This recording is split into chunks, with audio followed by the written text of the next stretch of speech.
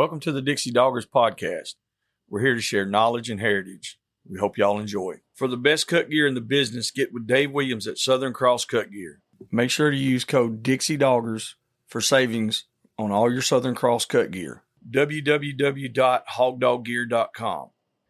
If you're buying or selling land, farms, or hunting property, these folks know land. Get with Phil Wilson from Georgia Land Brokerage, 678-791-3483. 777 Kennels, Advanced K9 Nutrition. Vertex K9 Essentials, Advanced K9 Nutrition, beneficial to all breeds. You can contact them at 979-206-3050. They get their entry fee back. So you're going to have, if you got 64 dogs in a cast, you're going to have 16 different winners right there. Yeah. And so 16 different people are at least going to walk away with their entry money back. Yep. And then after the 16, you're going to be down to 4. Mm-hmm. And the next round, and those 4 are going to get $3,000. You know, let's just say it's $1,000 entry. Like, if, for instance, the shootout right now is $600 an entry. So you're basically paying $300 a dog. Mm-hmm. Well, for an extra $200 more a dog, all you got to do is beat 3 teams and you got your entry back. Yeah. That's how you do it. And then, and go on and then you get down to you'll get down to the final 4, and then they can decide if they want to split or they can pay it off. Yeah. You know, a lot of times in coon hunting, people split, but they split because it's fucking 2 a.m., 3 a.m. They know driving an hour back out to the woods to hunt, but they're going to be hunting till the sun comes up. Mm-hmm. But some of them big money hunts, they don't care. They go ahead and tough it out and go hunt it off. And that's right. And see who walks away. Like here coming up, February 6th, my dog is entered in a $100,000 hunt over in Vicksburg, Mississippi. Mm-hmm. Mm-hmm. So yeah, I mean we're gonna be doing shit like that, you know. Well, I mean that's so we can talk about all of that. All right, well we got it recording. Let's roll with it. You already rolling now? Hell. Well, you got to laying it out so good. I said, you might want to catch this. You know how many times I have missed the best part of the damn episode?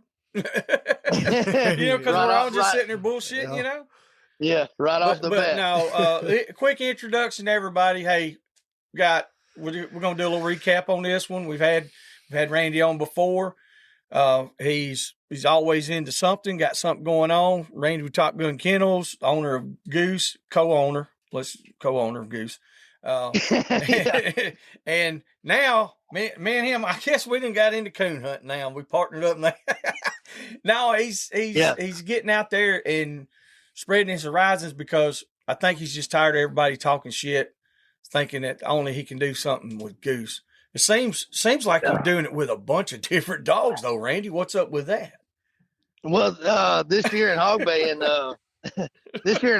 was an awesome year for me. I had the top 3 dogs in the world standings. Goose broke all of his old records this year. I know on the last podcast Jake was talking about him being 7 fixing to be 8, but he's 8 fixing to be 9 in April. You know, in his twilight years, I mean, he's looking more immortal at each show. He had 61 points this year. Yeah, that's right. 61 points this year, though. Wild, 61 points. I mean, like, to break that down, you got 5 shows and you get 5 points for first place. You know what I mean? Like, the math don't math. That's because he's getting first and second. Yep. He's winning the one dog. He placed in some one dog events, 2 and 2 dog. He'll go win the one dog and then get first, second, and third in the 2 dog. Which that did happen in at the 2 dog World Cup. He got first, second, and he got first and second, and Max got third with Sean Max. Kirby's dog. I like old Max. Max is a good dog, good solid dog. Mm-hmm. Yeah, he's man, he's been feeling bad here lately. I think when just about the time I think I got whatever figured out, he kind of goes backwards with, I don't know. His appetite ain't quite there.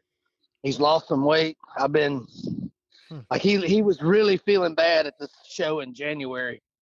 And I was honestly I wasn't sure he was going to even be able to compete.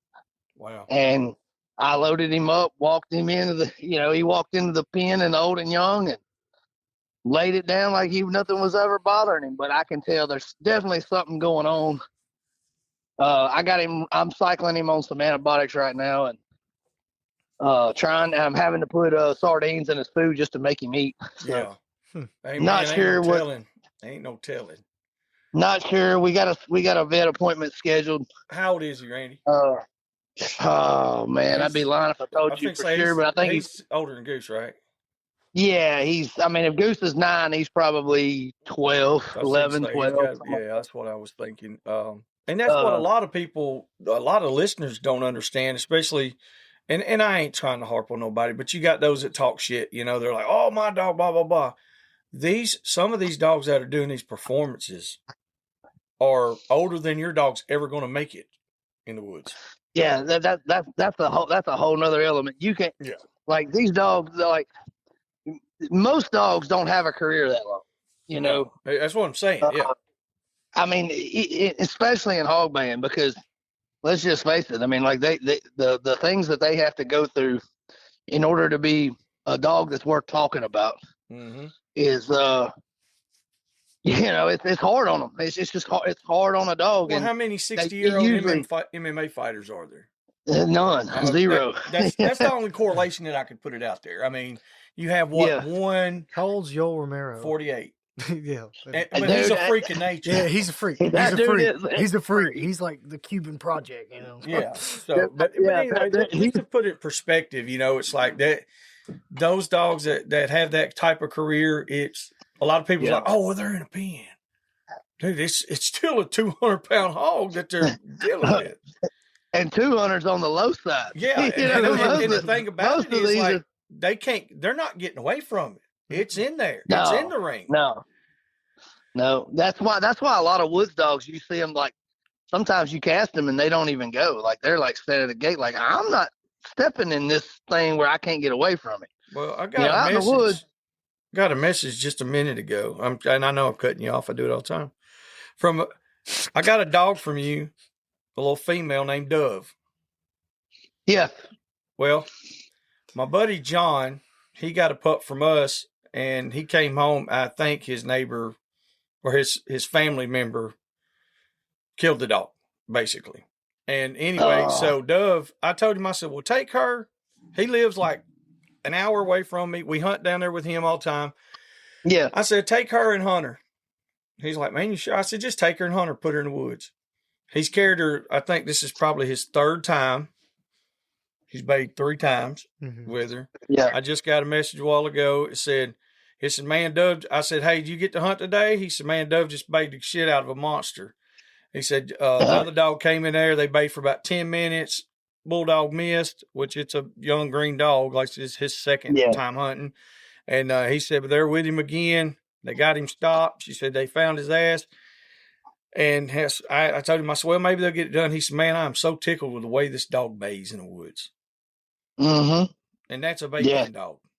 And I won money. I've won money with that dog. Right. That's, right now, see, I got Will Booth. I give Will Booth one of my young dogs he was a prospect. Like, I knew that dog had it. Like, every time I put him on the ground, he's gone. And he would run with Goose Jr. a little ways, and then he would break off and go do his own thing. Like, if he smelt one, he was going to go to it. It didn't matter. And Will Booth messaged me the other day. He got him cut pretty good. And some of mine, they all like, even Goose Jr. was like that when he was young. He would try to catch right off the bat, didn't care, but they learned. Yeah. As long as they don't die on the first try, they're fixing to learn. You know what I mean? Yeah. As long as you don't get them, as long as you don't get them killed right, as long as they don't do something stupid and get killed right away, they're fixing to learn and become a really good dog. Because he backs up now. I But think with Booth them said, being in that bay pen, like having her in the bay pen as a pup or as a young dog, I think that kind of instilled that, hey, I got to stay back. She's got one little hole, one little poke in her, and now the other dogs they got a few more, of course, but that's what I'm saying. Right. Like the aspect that we always go back to is the woods dogs versus the pen dogs. You can have the same dogs. You can have the same line of dogs and accomplish that goal. You might not want to have the same exact dog to do it all the damn time. No, I mean, I'm like, like me hunting goose the one time I did was it was just, it'll never happen again. It shouldn't have happened when it did, but it was just to prove a point. And, point. I mean, he went and did it, but like with this rooster dog, I sent it to Booth. Booth's like, I asked him, I was like, well, how's he doing? He said, look, Randy, I've had the dog on the ground twice. Both times it's bait its own hole. Mm-hmm. Like he sent the dog to a bay. He said the dogs are bait about 800 yards. He said the dog made it about halfway, peeled off, and then he's like, I was, just walking to the bay. He said, I saw him peel. I was looking at him on the Gorman. He peeled off. I didn't know what he was doing. I figured, well, he's just being a dumb puppy, He said he got to the hog. They caught that hog. And when all the dogs got quiet, he looked down at his Gorman, and his dog and that rooster dog was showing treed about 60 yards from his truck. He called his kids, and he's like, hey, you seen that spotted dog? They're like, yeah, we're watching him. He's baying a sow. Been baying it for about 20 minutes. Yeah. Like by himself. Like he's by himself. And he said he's done it every time by himself. Like he don't have no care. He don't care about going to your bay. He wants to go find his own. And I don't mind that, if the dog's got enough ass to stay there and bay. And that's what we have had a lot of trouble finding. And it's not just us. There's a lot of people out there right now. They'll tell you that they got dogs that'll find hogs, that'll run them and stop them, but they can't stay there. And what I mean by stay there is like, okay, well, if it takes 45 minutes to an hour to get there to the bay, is that dog still going to be bayed? Yeah. And a lot of there's people out there right now that they hot drop dogs and they're in the thick of a big population of hogs. They don't understand what it's like when you get one like say you're in the marsh and that sumbitch is out yonder and it takes forever to get to it. Oh, dude. They got to stay bait. Yeah. Well, them two 400-pound hogs that I caught that 2 years ago, between them two 400-pound hogs and like 3 eye pokes from hog hunting, walking through sawbriars, that's what turned me into a coon hunter. There you go. It turned me into a coon hunter real quick. So how you liking this coon hunting stuff? I'm gonna tell you, I love it, and I can tell you exactly why. I don't get to hog hunt. I can go coon hunting every night. I've been coon hunting almost every night. As a matter of fact, before Nate messaged me and reminded me we're doing this podcast today, I was collaring up like I was fixing to go, because I can pull out of my house, be at my deer lease, cast, tree 2 or 3 coons, and be back home. I got one dog to take care of. You got one dog. You're not hunting a pack of dogs like you do when you hog hunt. Yep. I got one dog to tend to, and where you tree coons at is usually in the creek bottom, and I'm not ducking anywhere I'm walking. I'm just walking through woods that I ain't even got a duck to get through there. I mean, when I go to a tree, I can get in that little buggy of mine. It's got an air conditioner and a heater, so no matter how cold it is or how hot it is, I can ease around and get within about 300 to 500 yards. And then where I walk, I'm like, well, shit, this is creek bottom. Like I can roll right through here. And I ain't got to get no hurry, because there ain't no coon fixing to come down the tree and kill my dog. No. I ain't got to. No, yeah. I mean, unless we get on a bobcat or something, Yeah.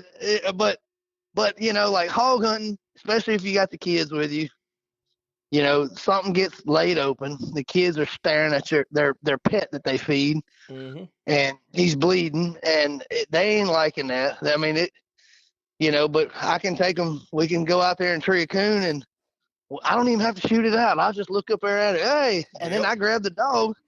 I grab my dog and I walk it for about a minute in another direction and send it, and he don't even go back to that tree. It's gonna go find another one. Yes, sir. And tree. And I can do that all. I mean, it's old man game, and I don't have to like. For me, I got to have a couple buddies.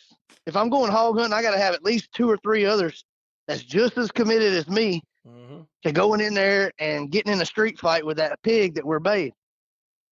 To me, it's fun hog hunting when I'm catching a bunch of 80-pounders, but whenever I got to go manhandle something, it's fun to.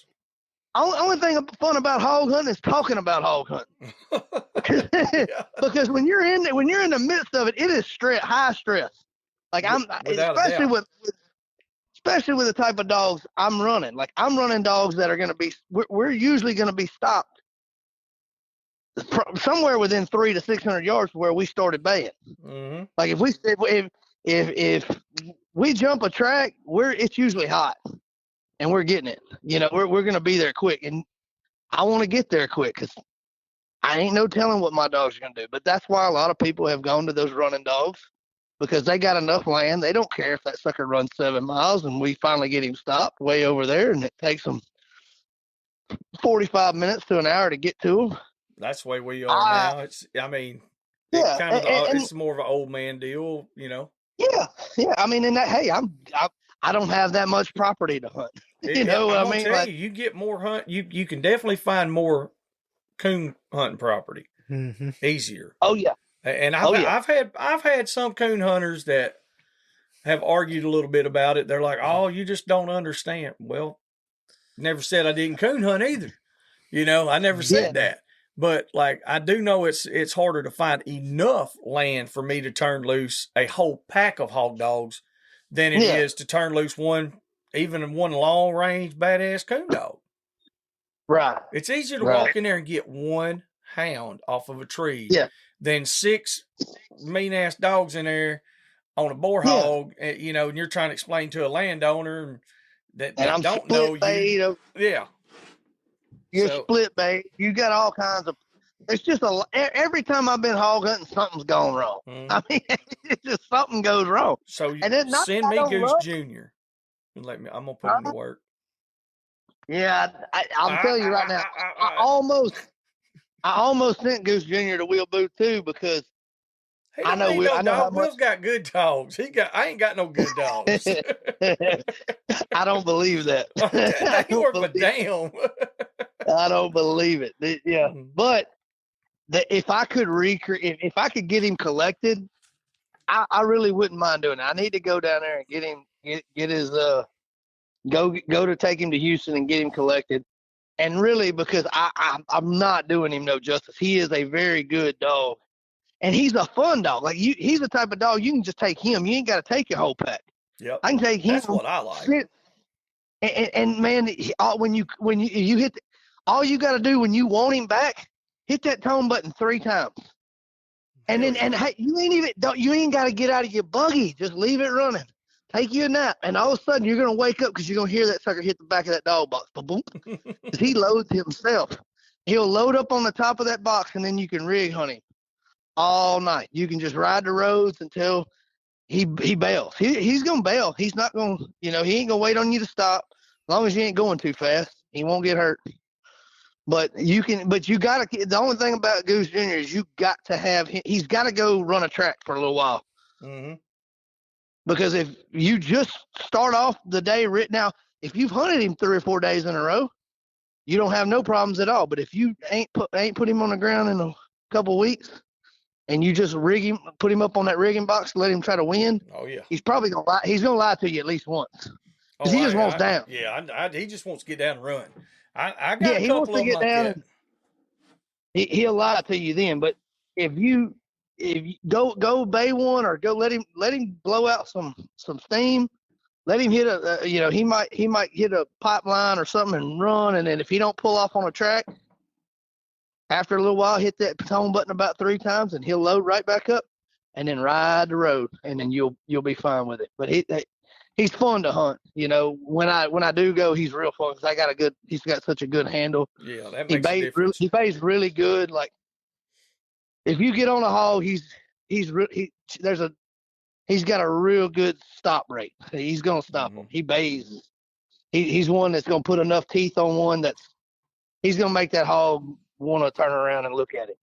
Yes, sir. And, That's what it takes there. So yeah, and out in them woods, there's a lot of things that them hogs can back up to, and that'll make them want to sit there, you know. But they got to have a dog that puts enough pressure on them to make them want to sit there without too much pressure.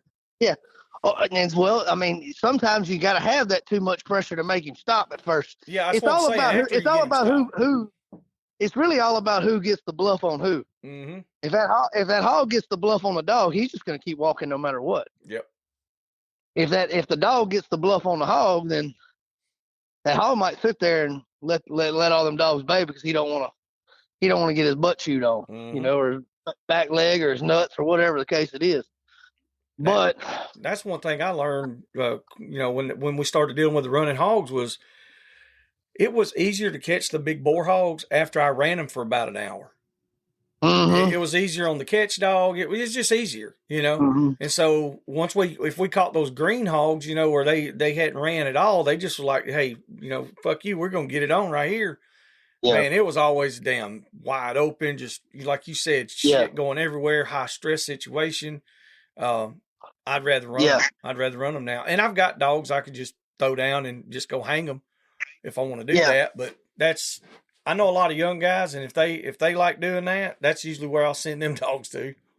Yeah, I mean, I do like doing it. That's how I like to still catch them. But that's just all I've ever known. I mean, now I'm in. You know, if I had the property to go, I mean, I enjoy, like when we went to Mississippi with Logan and all them, and them dogs getting on them races for 4 or 5 hours. It's pretty cool, you know. I mean, I like listening to it.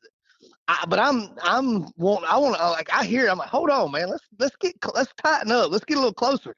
Logan's over there building a fire, making a whiskey drink. Cause, you know, he might, and he probably ain't even looking at his garment. You know, yeah. Like he'll check it every 30 minutes or so. You know. That's right. And I'm like, well, that ain't. I'm too. I'm over here about to have an anxiety attack. I'm like, man, we fixing to get this one stopped. Like I can hear the bark changing. Let's get going. Like let's move. Let's go send something to it. Just cold pack something else. That's me. Let's get in front of it and hit him right in the face. Come on. Yeah, I'm thinking like that, and they're like, "No, man, don't worry about it." Like they're not stressed at all. They'll get him stopped over there. I'm like, man, there's got to be a highway somewhere around here. What are we? Yeah. We're gonna get something run over. No, man, they ain't got a lot of land. Yeah, he's like, that hog gets to that highway, he's going to take a right and come right back. Don't worry about it. We've done this a million times. I'm like, okay. Yeah, that shit. The first time I went down there with him, or the time I went down there with him is the year before last. Same thing. I was like, I played it cool. I'd get in the truck and I'd be like, oh my God, are we going to get around there? What are we going to do? Yeah. You know, but it was fun. And I learned a lot of stuff, you know, on how they run their dogs. I mean, you go different places and you see different things, and I mean it's all, at the end of the day, it's all what you want to do, you know. I mean, I always, you know, I got everybody that talks shit to me about hog. Oh, that dog, I'll take mine against your best. I'm like, I'm not hog hunting for a competition. We have a baying competition. I'm all about it. You want to come do that, and we can compete where there's judges and everything else. You're more than welcome. As a matter of fact, there's a $10,000 bounty on Goose's head. Outscore him. You know, that's all it'll cost. Show up and outscore him. You ain't gonna do it. But when it comes to hog hunting, I'm doing this for fun, brother. You're not fixing to get me into no pissing contest about who's got the best dogs. You might have better dogs than me. I don't care, because I don't hunt mine but 10 to 15 times a year. One that gets me is the one that's always like, well, bring them to my spot and I'll wear your dogs out. Well, you should. You know, technically you should. What I say is, if you're going to do that, all right, say me and you gonna call each other out. We're going to do a heads up hunt on hog dogs. Well, I say we meet at Logan Campbell's. Yeah, You know, you're right. you see what I'm saying? It's like, well, let's meet somewhere. Me and you, neither one of us hunt like that, really. I probably hunt more like that than anything, but go somewhere that's not your comfort zone, and somewhere that your dogs don't know every little honey hole. Right. If you don't really see what you're feeding. That's right. But the thing about me, I don't really care. I just want to catch some hogs. When I go, I get to go, like I said, 10, 15 times a year. When I go, I just want to have fun. And I dang sure don't want to go with somebody that's got an ego or an attitude. Yeah, I don't care. Wow, man, you think you got something better than me? Great. Okay. I know they got it better than me. I can tell them quick. I'm like, look, we need to take your dogs because mine suck.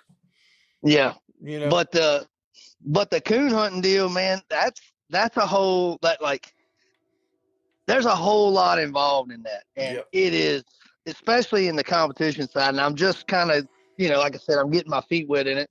To the point I don't even handle my dog. Like I got Blake Robertson over in Minden, Louisiana. Lynn Robertson and little Jake, all them. Mm-hmm. This is their cousin. Yep. Yep. So he handles my dog Elvis, and technically, I mean, that dog's just as much Blake's dog as it is my dog. Yep. I know exactly what you mean.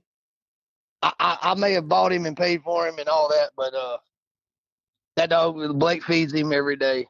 He takes him. He's hunting him and having to chase that long range bastard all through the woods. You know what I mean? He's not what you call a pleasure dog. Yes. Because you drop him. If there's a hog at 600, he's gonna get him. But not a hog, a coon. If he's got a coon at 600, you'll be on that tree. But you recut him, if them coons ain't been moving, he might be 1.1, he might be 2.3. Wherever he's gonna go, wherever he's got to go to get to the next coon. And sometimes that's it leads for long nights of walking through the woods. But Blake's been hunting him for me. We got him entered in a coon hunt on February 6th. It's in Vicksburg, $100,000 hunt, $4,000 entry. I mean, it ain't no cheap game. I can tell you that. No, sir. But there's so many. Oh yeah, absolutely. But there's so many other elements too. Like the best dog that night might not win. Mm-hmm. Handler can make a bobble. The dog could go out. I mean, he might knock two coons out real quick, and you're up a bunch, and then everything else comes treed, and then you're treed again, and then you go over there, and you ain't. I mean, you may have a circle tree. There's a hole in it. It's a den. That coon's there, but you can't see him, so you can't score him, and you get beat. Yep.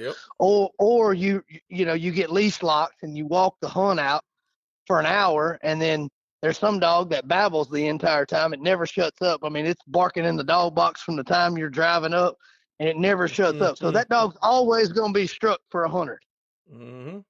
And now you get leash locked with a dog like that, and then we walk around, and then until all four dogs are together again to recut, that dog's getting struck for 100 again.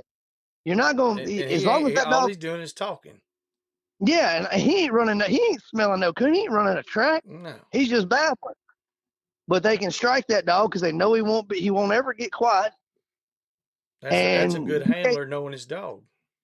Yeah, you'll get beat. We got beat in Monticello one night by a dog, and now that dog's done won a damn truck. This dog, it's a 200,000 plus winning dog, and I got a 2-year-old, and we won our first cast Friday night, come back Saturday, and we got in a cast with a dog named Screamer, and that she had her coons. She treed 2 coons. We treed 2 coons.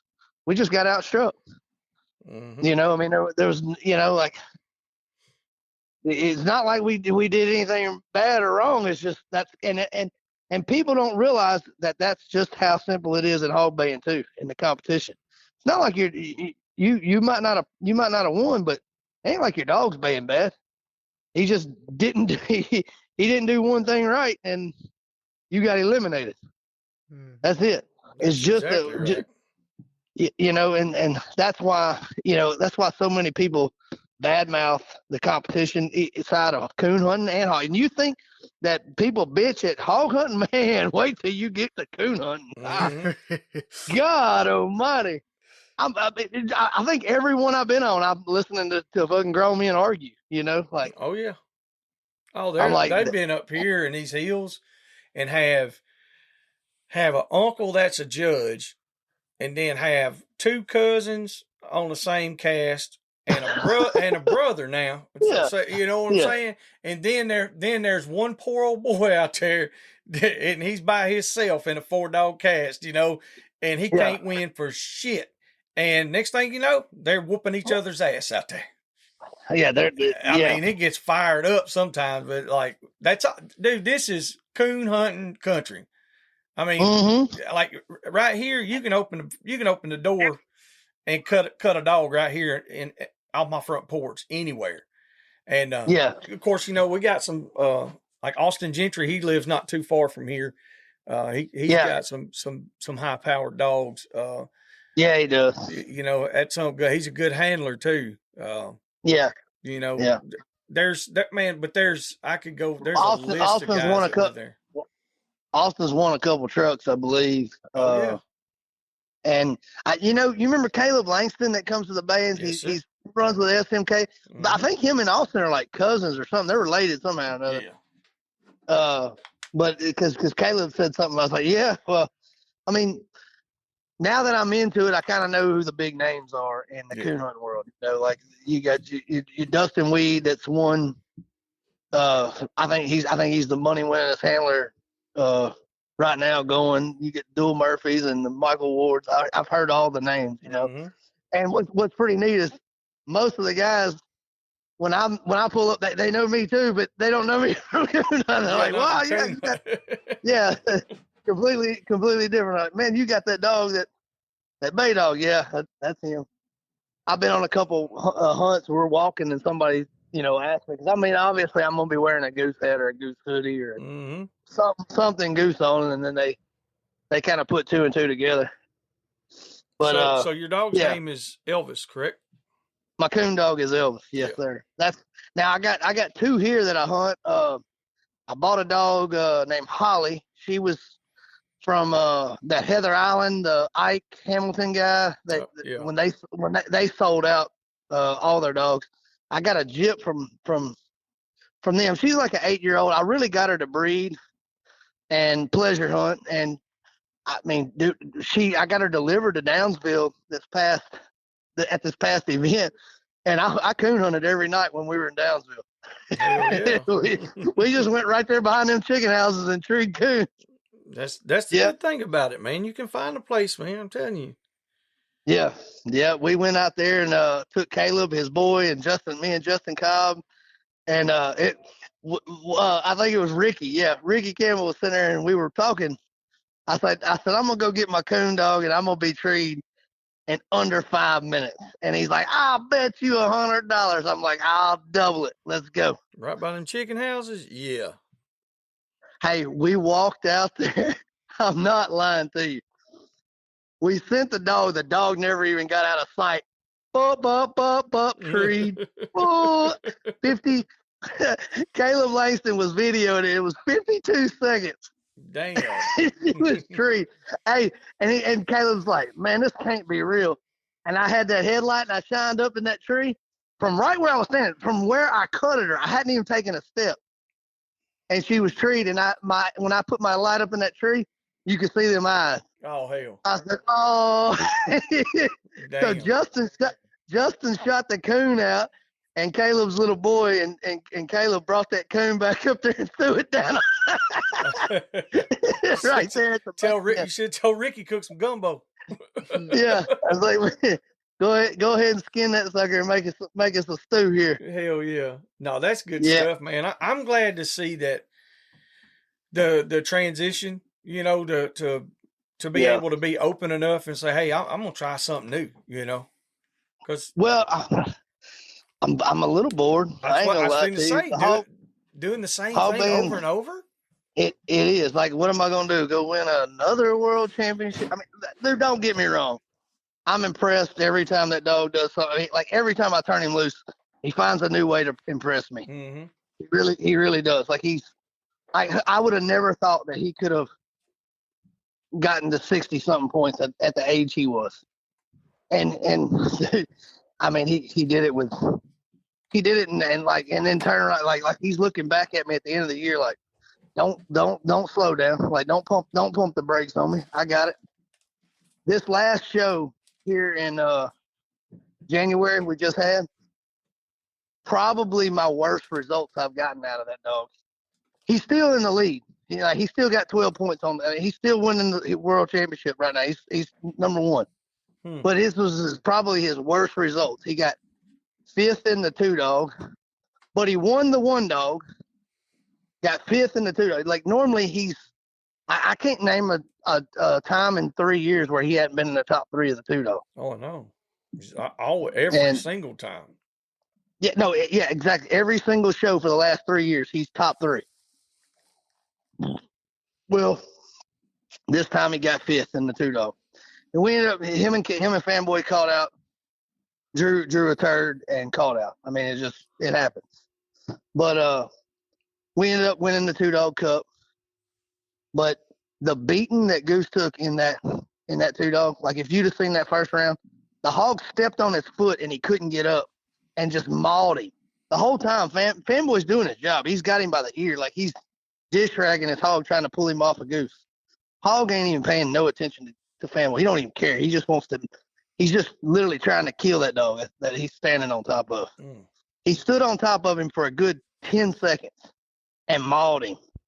And I'm talking about a real 10 seconds, not like, oh, it was, and then he got back up. He held him down and mauled him, and Goose got right back up, lifted his front leg, and got about 2 inches closer. Like it pissed him off. Like and would like Connor Anderson was like, he come over, he's like, look, I'm gonna tell you right now, that's why your cow cut is $2,000. Because there's not 3 dogs here on this property that wouldn't have came to the gate after that. Yep. And I'm like, well, closer. Yeah, he just got up and got closer. Like he didn't, and that's at the age he's at now. Like, and then that hog didn't quit. He ran him down 5, 6 more times, and most of the time after a dog goes through that, if he don't quit, he's at least gonna spin out the next time he gets run down. Oh, he's usually gonna be shy then. He's like, oh hell, I don't want to get hurt. We'll be back after a quick break. Quick thanks to the supporters of the Dixie Doggers podcast. Light Hounds, Southern Cross Cut Gear, Phil Wilson with UC Hunting Properties, Rankin Ranch 38 Cattle Company, 777 Kennels Advanced Canine Nutrition, and the old Boars N Broads. I can tell you, I can't remember. It's been so long since that dog spun out in a 2-dog event. I surely don't know that. I think it's been at least a couple years. And I think the first time, one of the first times that me and Nate came down there, he spun out, and he has not done it since. That's been 3 or 4 years. Yeah, it was probably in a 1-dog event too. Yeah, I don't know. Was it 2-dog? Might have been the first Earls we ever went to. I don't remember. Maybe. He ain't spun out at Earls. No, I was going to say I don't remember, but it's but he had, anyway. He spun out, and when we were talking about, I was talking about like shit. He don't do that, but as far as I know, he hasn't done it since. Yeah, I think the last time I know it happened in Downsville. I can't remember. I don't think there's ever been a time where he spun out at Earls. Maybe in the old and young, way back when. I want to say it's the only time that dog's ever done anything kind of boneheaded. But I know in the last time it happened, it was in Downsville, and I was being stupid. I mean, I wasn't being stupid, but I needed a top 5 to get it was to get closer in points and or to secure something. I remember needing to bay off, and I had to bay off for like 3rd, 4th, and 5th. Normally, if I don't bay off if it's not for the first place hole. I'm like, I'll split it because I'm already beat. You know what I mean? That's just how my mentality is. We're already beat. I'm not gonna bay my dog for a little bit of extra cash and a half a point. You know what I mean? Like it's not worth it. I'm always making business decisions when it comes to stuff like that. I'm gonna do whatever I think's best for the dog. Well, I bayed off. I remember Logan was there and I had to bay. It was like Goose and Cowboy. That's how long ago, because Cowboy's been retired. And Goose got it. I mean, he got his ass handed to him over and over and over. And at the very end of the 8-minute run, he cut a loop. Like, he didn't have nothing left in the tank. The hog just kept running him down. He couldn't plant his feet and make a move. That's however long ago that was. I think it's been, like I said, 2 years. Been two or three years at least. I think this will be the 3rd year. Because Cowboy was, I mean, it's back when Cowboy was running with him, and Cowboy was retired I think Cowboy made it in 2023, or maybe 2023. He made it to the first 2 shows. I think I ran him at Earl's, and that was it. After Earl's, I retired him, or I retired him at the next show after Earl's 2023. Yep. So that's how long. So it's been somewhere around in that time frame. It's been a while. Could have been 2020, probably been 2022. I think it was the end of 2022 is when it happened, but that's how long it's been. Yeah. No, we just had a great year. Goose was number 1, Fanboy, 45 points. The only dog not named Goose to break 40. Yeah. The only dog to not named Goose to break 40 points. And he don't have a world championship beside his name. Because his daddy's that good. His daddy is and I get all my people like Jay Bird, TJ especially. They're all like, fanboy, this is gonna be Fanboy's year. Fanboy's better. Fanboy's is gonna be as good as Goose. I'm like, brother, that dog has he's miles behind that dog. He's good. Don't get me wrong. I love him. I think very highly of him. But he's still miles behind. Like he I don't think there's enough time for that dog to ever become what Goose is. Mm-hmm. Like he really didn't start developing he was a late starter. I mean, I say a late starter. He was good when he was young, but he didn't mature well. Like I could tell he would do boneheaded stuff, and I didn't want him to create bad habits. So I didn't keep throwing him in the fire until I knew he was ready for the fire. And so, I mean, I think he was a 3-year-old before he done anything. That's what I thought you said. I think it was 3 or I thought it was 3 or 4. It might have been 3 before he was 4. Yeah. Yeah, I think he was 3. I want to say he was 3 years old whenever I knew he was like. That's when I knew I could start pouring it to him. I was like, man, this dog's doing everything right. He ain't making no mistakes. Jake was giving him hell. Oh God, he still does. I mean, he even. No, he's done changed his tone. Oh, okay. Yeah. I mean, out there, he changed his tone quite a bit. At one time, he had a group text that was labeled "Fanboy Sucked." Oh. Jake literally told everybody in the group, if you win $1 with that dog, you're a dog man extraordinaire. Oh yeah. Like this was, and I'm like, dude, you are the dumbest. I was like, clearly you don't watch. All Jake does is read the results. That's it. He don't.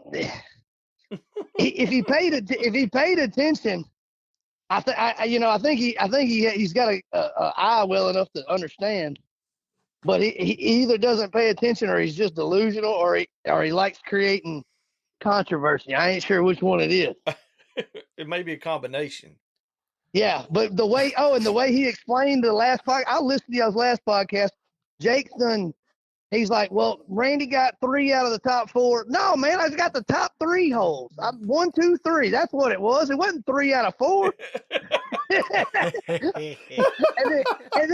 and then Jake goes on a rant. God He's like, damn, that's funny as shit. yeah, he done discredited your ass. You don't even matter.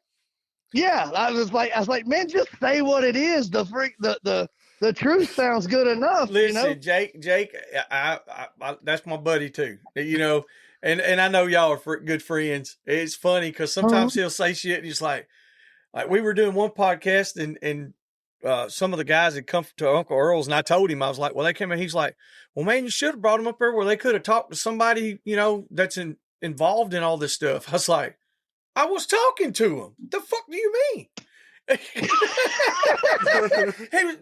Then when we got done, he was like, man, I didn't mean it like that. I said, I know. It's all right. You should have talked to somebody who wasn't fucking mentally handicapped. I'm like, okay, yeah. So that's what he was really trying to say. You got 3 out of the top 5 or top 10. Yeah, I got. Yeah, I mean, I was 3 out of the top 4. No, 1, 2, 3. Goose, Fanboy, Max. That's it. And then he's like, and then he won Futurity Puppy of the Year. No, I didn't. I didn't win that. Little Jake won that. And I'm like, and then he's like, oh, well, I got that wrong. No, that ain't all you got wrong. You got everything wrong. you said that hand grenade was Callie's dad. He said, no, I didn't. I said, yes, you did on the podcast. Listen, I even cut a screen clip out of it and sent it to him. He said, no, I said that Callie's mom was hand grenade's dad. No, you didn't. Listen to what you said. I was like, you're going to have to lay off them freaking Michelob Ultras, old boy, before you do a podcast. Getting deep in them ultras. Everything wrong. I said, you got Goose's age wrong. You got it. Callie's daddy wrong. You got Callie winning the puppy fraternity when she won Jip of the Year. You got my standings wrong. Everything. You didn't get anything right. And you're the guy who runs the show. Oh, hell. Oh, it was fun. Yeah. We had a war of words, but we do that all the time. Like, what? Yeah. And then we call each other on the phone, and then we don't even talk about it. I've got a couple guys that I do the same thing, and like when we're messaging back and forth, it's almost, if you read it, you're thinking, damn, they're fixing to kill each other. Mm-hmm. And then when we talk, that's the furthest thing from our fucking mind. Like, we don't even discuss anything else. Yeah. That's kind of like how me and Pat do, like when we're typing on the internet. Oh, yeah. And it burns Jake up, too. He's like, y'all look like a bunch of dumbasses. I'm like, Jake. Like, not only people mad about it is you. The only people getting mad here is you. Me and Pat are over here laughing. Half the time, he'll be calling me in the middle of the post. Hey, hold on. Listen to this. Oh, I know. That shit's hilarious. Like, I hadn't been on Facebook. It's gonna be funny. I hadn't been on Facebook very much the past couple months. And I got on Messenger one day and somebody had sent me a photo and it was that Photoshop picture of you and Pat. And I was like, I have missed a lot on Facebook, apparently. Yeah, Dan Lewis made that. I didn't know if it was Dan or Johnny. Oh, I didn't know Dan was good at Photoshop or AI or whatever that was. He did a good job. Good job. Yeah. I'm like, I ain't go. Like, I think it made Pat mad but I don't get mad about it. I was like, I'm over here laughing. I'm like, messing like, dude, that's pretty fucking good. Yeah, exactly. Damn, why didn't I think of that? Yeah, that's pretty good stuff. Yeah. I seen where somebody, and I'm the same way, like, I use Instagram more than I do anything, and I got all my stuff from Instagram linked to Facebook, so if I post, it looks like I'm posting on Facebook, but I'm not. So yeah, I do the same thing. All right, so anyway, I get on there on Facebook about once a month now. Well, I've done that for almost a year. So for the past month, I try to get on there one time a week and just kind of keep up because, man, I get so many people like, hey, did you see this? Or you talking about shit? I'm out of the loop, And the other day after the fight, after the Petty Pimlet fight. Dude, that was a fight. Dude, them boys was banging. Anyways, I don't know who it was. They were giving Jake 9 kinds of hell. They were like, Me Just and leave Tyler, it in the judge's hands and quit bitching. dude. Like, God damn. Like I posted something about it being fight of the year. Jake's like completely disagrees with me. I'm like, at this point, you're just arguing to argue. Like, like if you didn't like that fight, then there's something wrong with you. It was a fight. Because, I mean, oh, dude. Listen, and Patty Pimblett gave his. My hats off to him. He gave his little excerpt. After the thing, he's like, "Hey." He didn't say, "Oh, I got poked in the eye," or "Oh, I got kicked in the nut." He didn't say nothing. He was like, "I'm going to win this. I'm going to be the champion." You watch. He said, I know it." And dude, like, so if he's not bitching about it, then hey, he's good with it. Let it roll. Yeah. Well, I'm gonna say this. I mean, he's just a tough dude. He is. But let me tell you, let me explain. If I get poked in the eye, you will find out how big of a cur I am. I'm telling you right now, that is I've had my eye, I've almost lost my eye like 3 different times from hog hunting. This shit hurts. In all, dude, I don't know what it is, but I lose my balance. I can't even, if I get poked in one eye, I can't even open the other. Yeah. Like it messes up something in my brain where both of my eyes are closed and I can't do nothing about it. I can't figure out how to open the other eye. Like I can hold, if my eye ain't hurt, I can close one and open the other, and I can close the other and open the other one. Have no problems doing it. But once one gets injured, both of my eyes close and I can't do nothing. Mm. If you've never been hit or poked really hard, I don't mean like not raked across or scratched or anything, but like poked hard. It's bad. When you get a deep scratch or something that like especially if it gets into your cornea, you are done. Like I don't know if I ever told you, it was hog hunting. I was with Jake actually. Yeah, I think you did tell me about it. But I had a thorn went through my eyelid and then was hitting my eye. Well, every time I blinked, it was just raking up and down, and I kept rubbing it, and I was pushing it in deeper. Yep. And I couldn't figure out why. So I go to this eye doctor. Eye doctor looks at it and says, "Man, you got it's a pretty bad scratch. It's deep." He said, "But that's it." And I'm like, "Man." He put these drops in there that numbed it, and dude, it went away. Like I was like, "Oh, thank God." The next day, it's so much worse. I'm like, I go back to the doctor and I was like, "Hey, look, just take it out. I don't need it." Like this motherfucker out. I'm telling you, I was at that point where I understand. I would rather. I've had COVID that hospitalized me for like 11 days. I've broken ribs, punctured lungs. I've had my fingers severed. I'd rather do all of that 5 times in a row than deal with that for 20 minutes. I was 20 years old, and I was driving a those fluted concrete nails? Yeah. Like on framing? I'm a framer, or I was a framer for 20-something years, and then I started doing other stuff as well. But anyway, so I've been a builder all my life, and I was driving a concrete nail, and as soon as I hit I got it started, as soon as it went into concrete, it split and it came up and went through my eye. I'm not talking about like a I don't know, you know what I mean? Not like you got a little piece of metal off of a grinder. That's bad enough. Yeah. I gave up on life. Listen, bro, like it went in, it stuck all the way in my eyeball. It was letting the pressure off, so I was losing fluid out of my eye. And every time I close it, the back of my eyelid, it was cutting the back of my eyelid, so blood's just running down my face. And like you said, I can't see anything. I'm over here just flopping around. Go to the doctor.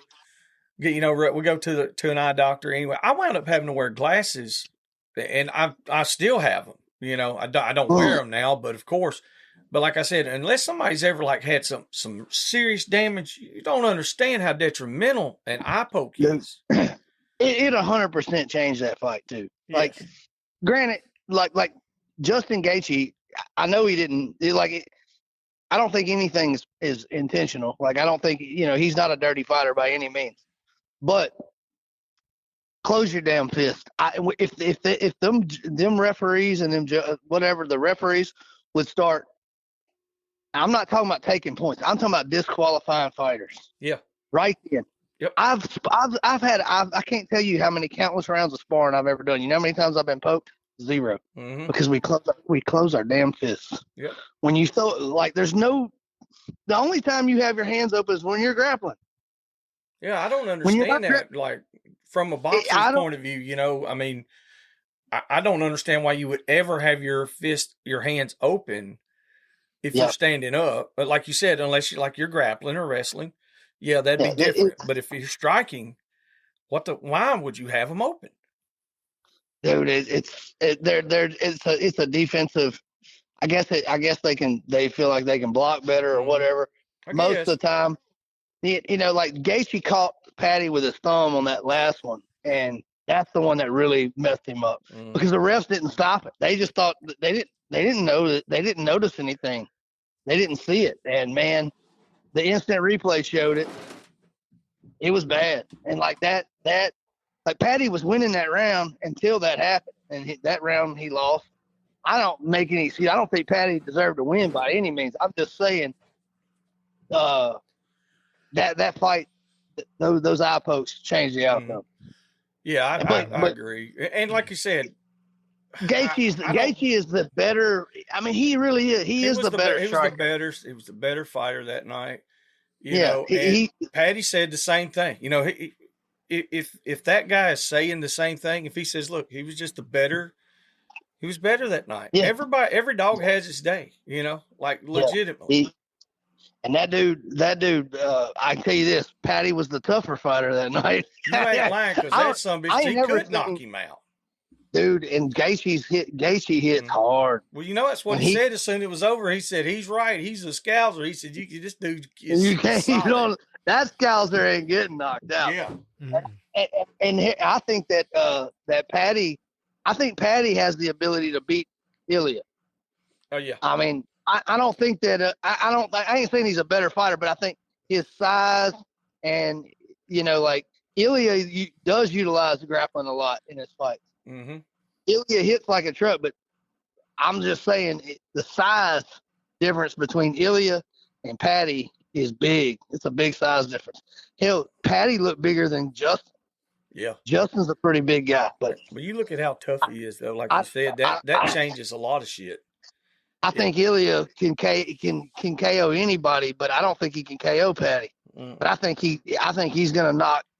Like Gaethje's chin's already been tested, so like we didn't saw what happened when Max hit him, and you saw what happened when Ilya hit Max. Like, yeah. But I think Patty's just a better matchup for Ilya than Justin, but.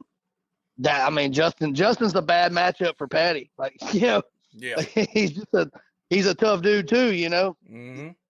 They both looking like RoboCop walking towards each other swinging. Ain't shitting. That was wild. I love that fight. Yeah, that was one of the best I've seen a lot, probably since the Holloway and Gaethje fight. I mean, right. I mean, that's what I said. Top three. There was so many times I thought the fight was over. I was like, oh, it's it, and then. You see Patty get back up and then start putting everything together. And you're like, damn, that dude. Like at some point, I was thinking Gaethje's got to get frustrated. Like he's done hit him with everything and he ain't doing nothing to it. Yeah. Like this poor son of a bitch ain't quitting. Yeah. That's kind of like how Connor was with Nate Diaz when they first fought that first time. Mm-hmm. He dropped it Diaz a couple times and he's like, this dude, just like, I didn't know he was going to walk at me like he was a zombie. He just kept coming. Ain't no stopping it. Mm-mm. Yep. So what have y'all been doing other than, I've listened to a couple good podcasts. Working. I guess, earlier last year or the end of 24, we closed down the supply store deal and just, it just like we can't do everything. We got to get the reality part of it. It's like we tried to do 10 different things and you wind up just running yourself to death and you can't be successful enough at all of them. And so we concentrated more on the podcast part last year and it shows. It's just a steady climb. Like I said, on our hosting platform like Buzzsprout and stuff, we were in top 10% of all podcasts at whether it's hunt related or not, just all podcasts. Yeah. And like, 79, 80 countries. Yep. And we were doing international guests back and forth with guys from Australia. I heard Baden. Yeah, and we did one with Philip or Troy. Philip, yeah. Then we got I got a couple of guests this year. We're getting lined up to do. They also have podcasts as well. And we're gonna kind of just swap some stuff back and forth. But honestly, the last part of the year, I ran dogs. We've been keeping it simple. We've just been LIVIN, baby. Yeah, and like you said, having fun. I quit worrying about, man, we got to do this, and this. I went and turned them hog dogs loose, and I let them some bitches run. Yeah. And we kicked back. We laughed and cut up and had a good time. I wasn't all stressed out. I'm like, we've been doing a bunch of deer hunting this year too. Yeah, we've done. Man, you know how good it would be to. You just have to have a good enough signal. Like I was sitting there thinking about that. Man, it would have been much better to do this podcast while I was out in the woods coon hunting. Like I could be talking about, we like hog hunting be a little different, but coon hunting I ain't got to get in no hurry, we can sit here and talk. We're treed over here. I'll go to her in a minute, and you can carry on. Well, we got we might have the answer for some of that stuff very soon. We've been working on some stuff. Yeah. There's a million different kinds of kinks that I don't even know about yet with technology. And I've found 1,000 different ones already, but I think I've worked through all the ones I know of. Yeah. There's some new stuff coming out. So we got a lot of big things in the works this year. This whole thing is going to change. Dude, like how I don't know if you've seen how they did the world hunt, not the world hunt, but the super hunt, the one where they had all the 4 world championships. Mm-hmm. I don't know if y'all watched that. I watched the coon hunt, but you got some people sitting there that aren't on the hunt. They're sitting behind a desk, talking with headsets on, and they're talking. They're kind of explaining what's going on during the hunt as they're watching it. Mm-hmm. And then they switch back to the cameras where they're walking through the woods, and as they're walking, because you got a long walk sometimes, instead of just showing all that walking, they flip back and then they go back to the people that know what's going on, and they can kind of explain the different outcomes. They're doing that the whole time, and it was really enjoyable to watch. I sat here. I think I watched it twice. About. That's one of the things we're talking about, Randy, right there, buddy. Mm-hmm. We really are. Yep. Especially like these hog hunting tournaments. Yeah. One thing I have found that they're missing is they ain't got Jaybird there. No. So they need an MC of some type. But also not just that.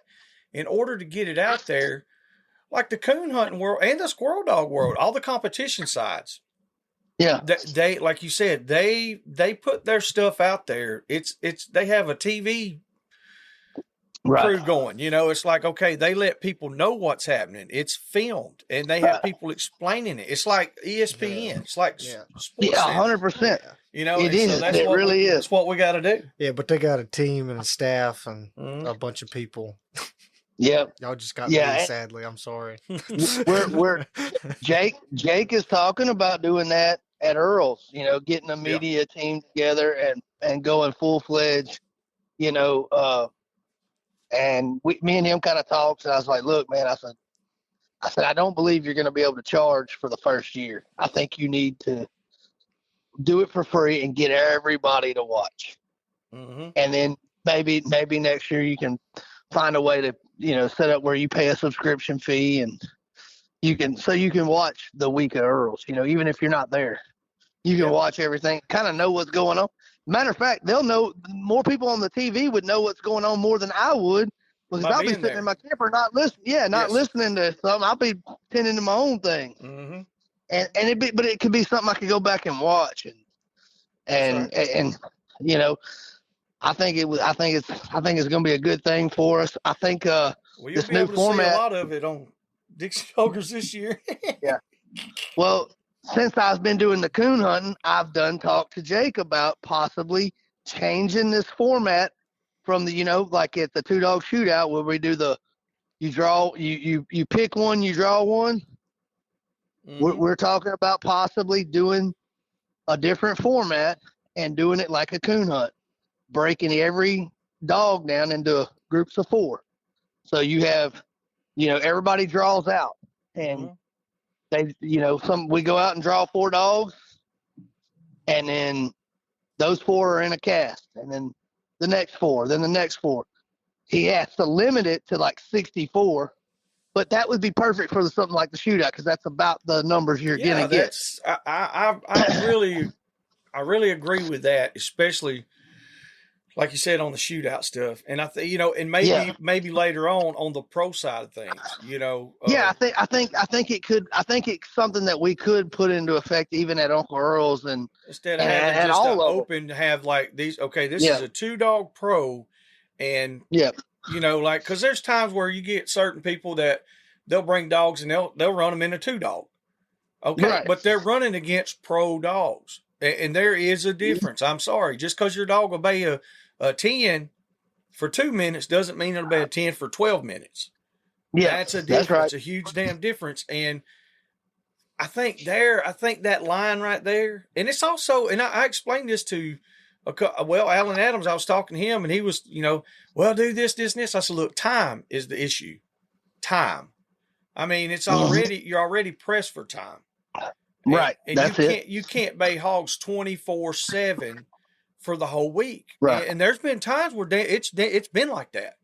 It's been all day, all damn night, and and I think it's running very efficiently. It flows really good now, but it's also time to step it up a notch. Make a little change. We gotta shake it up, boss.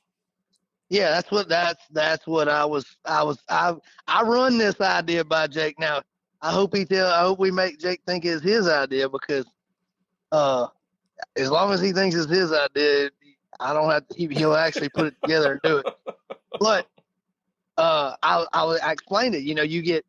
You'll have, if you have 64, you're going to have 16 cast winners, basically. Those 16 people get their entry money back. Then we go to the next round. Out of those 16, you're going to go back down to 4.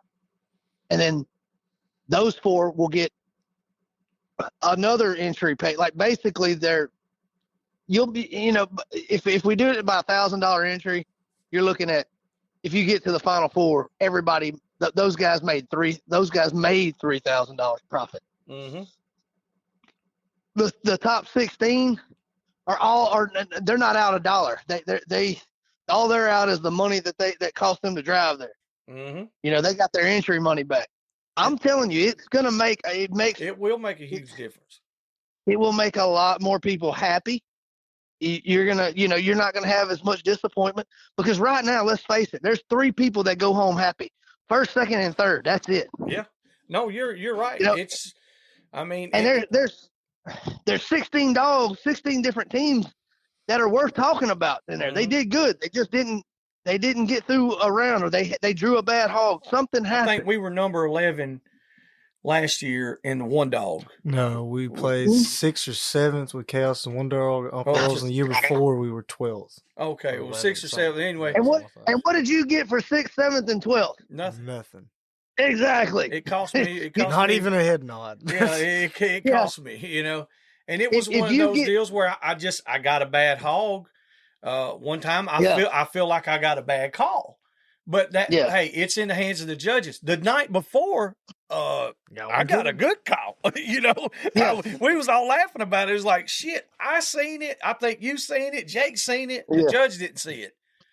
Yeah. But the next night, they seen something that I didn't see, apparently, that made them think, hey, and I ain't mad about it. But like you said, if I had paid that $1,000 entry to get in the top, in the top, and if I was in the top 16 dogs, well, I'm getting my money back at least.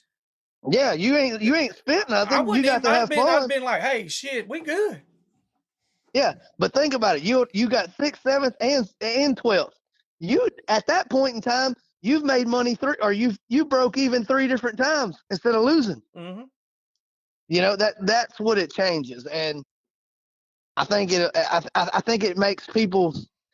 It'll make more people say, man, it's not as much of a risk to go out there and spend a couple, $100 more or $200 more on a run if all I got to do is get in the top 16 and I make my money back. Mm-hmm. Yeah, I mean, like you're out nothing now. I mean, you're back broke even. You know, I think it would make things easier on so many more people, knowing that, hey, you know, I ain't got to beat goddamn Goose and Fanboy to break even or even make money. I just gotta. All I gotta do is beat the three dogs I'm up against. Well, I've talked to a lot of people, and I mean all over the U.S. I mean, we travel all the time from from Texas to Georgia, Florida, Louisiana, all of them. Yeah. Anything in the South and the Southeast especially. And the same thing that I get from all the people, I'm like, man, why don't y'all come hang out at Uncle Earl's or this or that? They're like, well, we'll come hang out, but we ain't going to bait dogs. Well, why? They're like, man, we can't beat Goose. I was like, well, you know, you never know. You got a chance. But it all comes to that. And it's not like that. And they don't mean nothing bad by it. That's just the reality of it. You know, they feel like, well, my dog and their dogs aren't. They're not as good, most of them. But I feel like what you just said is like, hey, I got a chance. I don't have to beat just these 3 or 4 dogs. Yeah. You know, I got a much broader spectrum. Right. I think it's a lot better idea. I do. I love it, and I think Jake is It like the first time I brought it to his attention, he's just like, that ain't gonna work, shut me down. And then he started thinking about it a little more and then a little more. Then I had Blake, you know, who's done nothing but coon hunting since he was 15 years old. I had Blake talk to him because Blake done a little hog ball. Like Blake used to own some of them. Blake used to own like Buckwheat's littermate brother. Like Blake used to mess with the hog dogs back in the day, you know, with Lynn and them. But so he knows a little bit about it both. And Blake kind of helped sell that idea, and then he starts thinking like, man, this would, you know, really would make probably a little less work on me, you know, and you know, it would probably please a lot more people. You know, he's gonna have a lot, you know, he ain't gonna have at least 16 different people ain't gonna be, you know, it ain't gonna be 64 people bitching at him. 16's gonna be happy. Yeah, exactly. You know, 16 of them are gonna cut him a break, and I think everybody will eventually come around to that idea. There's really no negative to it. Like you try, because that's the first thing I try to figure out. I was like, all right, so what's the negative? What are people gonna bitch about this format? All right, what could they bitch about? Well, you just keep. I could not. I really. The more I thought about it, I thought, man, there's really no negative. I can't find one. Like I can't find anything negative, other than like, what do we do in a tie? Well, you may tie with a guy. You got to bay it off. No different than what you got to do. Now, so that's going to make some rounds a little harder than others to win, you know, but it don't change. It's still the luck of the draw, no matter how you look at it in any other format. We just got a lot more winners this way. Yeah. We got money. Money's not going to 3 kennels. It's going to 16 different kennels. You know, and that's what I believe is going to be. I think it's more beneficial myself.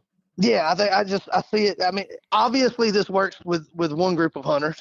I don't see why it can't work in our group. You know what I mean? It works for them. Well, listen, it works with, like you said, okay, this group of hunters. Let's elaborate on that, Randy. How many coon hunting kennel clubs are there that use that? God, there's way more. So you look at all. So now we're back talking about, okay, it ain't just Randy and a few guys over here that use this platform to coon hunt. This is the whole nation. Right. This is all coon hunters. They use this same platform. They might have a little difference in the rules. You know, like one might not say, okay, we don't do the leash lock. The other one does. You know, whatever. But there's very few different changes, but the actual format is the same. The payout, the scale, yes, it might be a bigger scale. You might say, okay, instead of $1,000 entry, it's going to be a $5,000 hunt or entry or whatever. I mean, it's the same thing. It's a cast. Anytime you turn that dog loose, it's a cast. Right, and they do it too. Like one of the hunts right here out up the road is in Liberty. I believe Chris Collins is putting it on. Mm-hmm. It's $4,000, but it's $4,000 for Friday and $4,000 for not $4,000 both nights. It's $4,000, but that gets you an opportunity on Friday night and Saturday night. Yeah. You know, so there's all kinds of ways you can tweak this system, and you can run it a little different, and it just whatever we end up finding out that works best for us is what we go with. And I eventually hope that we can move all of the events to the same, the same way. Well, one dog, two dogs, whatever. You know, to an extent. But I think you're at that point, you're going to have to limit your entries. Like we're not going to be able to go 400 fucking entries. You know what I mean? Like, yeah. And the thing about it, that's where it comes down to, hey, you got these 3 or 4 guys over here that just show up out of the blue, and they got them $1,000. They want to spend it, or you got these 3 or 4 guys over here that do this shit every day. Yeah, that's where that comes into play. There's nothing wrong with having newcomers. There's nothing wrong with having with guys that come in, because the next great dog, it might be in one of those guys' hands. But at the same time, but I feel like you should have to qualify in some form or fashion. Well, even at that, like say you got your amateur dogs, you just put all your amateur dogs together and they draw out together. They don't draw out against the gooses and fanboys. Actual class. And you let them, like they have their own bracket. You know what I mean? Like, I think it would go quicker. It might. I don't know. I mean, the reason I don't think it's gonna take any more time than what we're doing. You're running it the same. Everybody's gonna know their run order number. Mm-hmm. No, I'm talking about like with the dogs. The reason I say that is, say if you did it on the light system like we use now, the amateur dogs are going to go quicker because they're in a completely different bracket and they're run separate. So that whole section will go faster. Now it might take a little longer once you get to take the same amount of time as when you get to the pro dogs, because they're all together. But you see what I'm saying? Say like if we run 2 or 3 amateur dogs here, and then we got 1 pro dog in the middle of it.